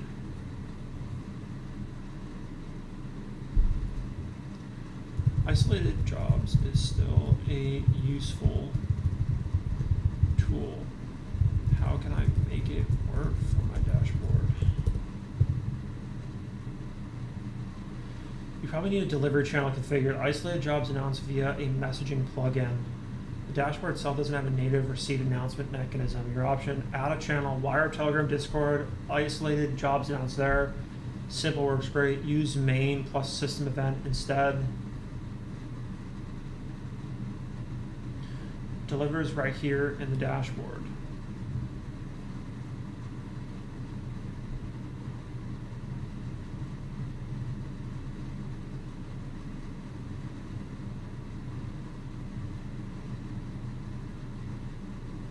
Expect with sessions list, sessions history, no automatic push to dashboard though.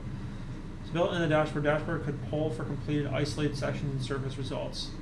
That's a coding project though.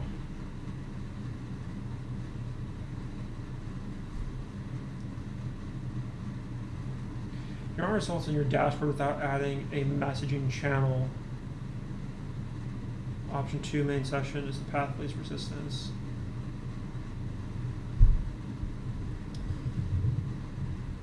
Okay, I'd probably just wire it up to a channel manually then. Okay. Yeah, I'll just do that. I'll just do that. Well, guys, that pretty much that's going to conclude the stream for today. You know, I think that we covered a lot here. I'm going to probably make a post on how to use Claude Code. Yeah, I'm going to make a post on how to use Claude Code without having to, like how to use Openclaw without having to pay for Claude Code API tokens. I guess rather, I'm going to set it up where you can use Openclaw with your Claude Code subscription and not get banned. That's what I'm going to do. But that pretty much is it, guys. Appreciate you all for coming by and checking out the stream today. Going to continue to do this more often and build it up from here.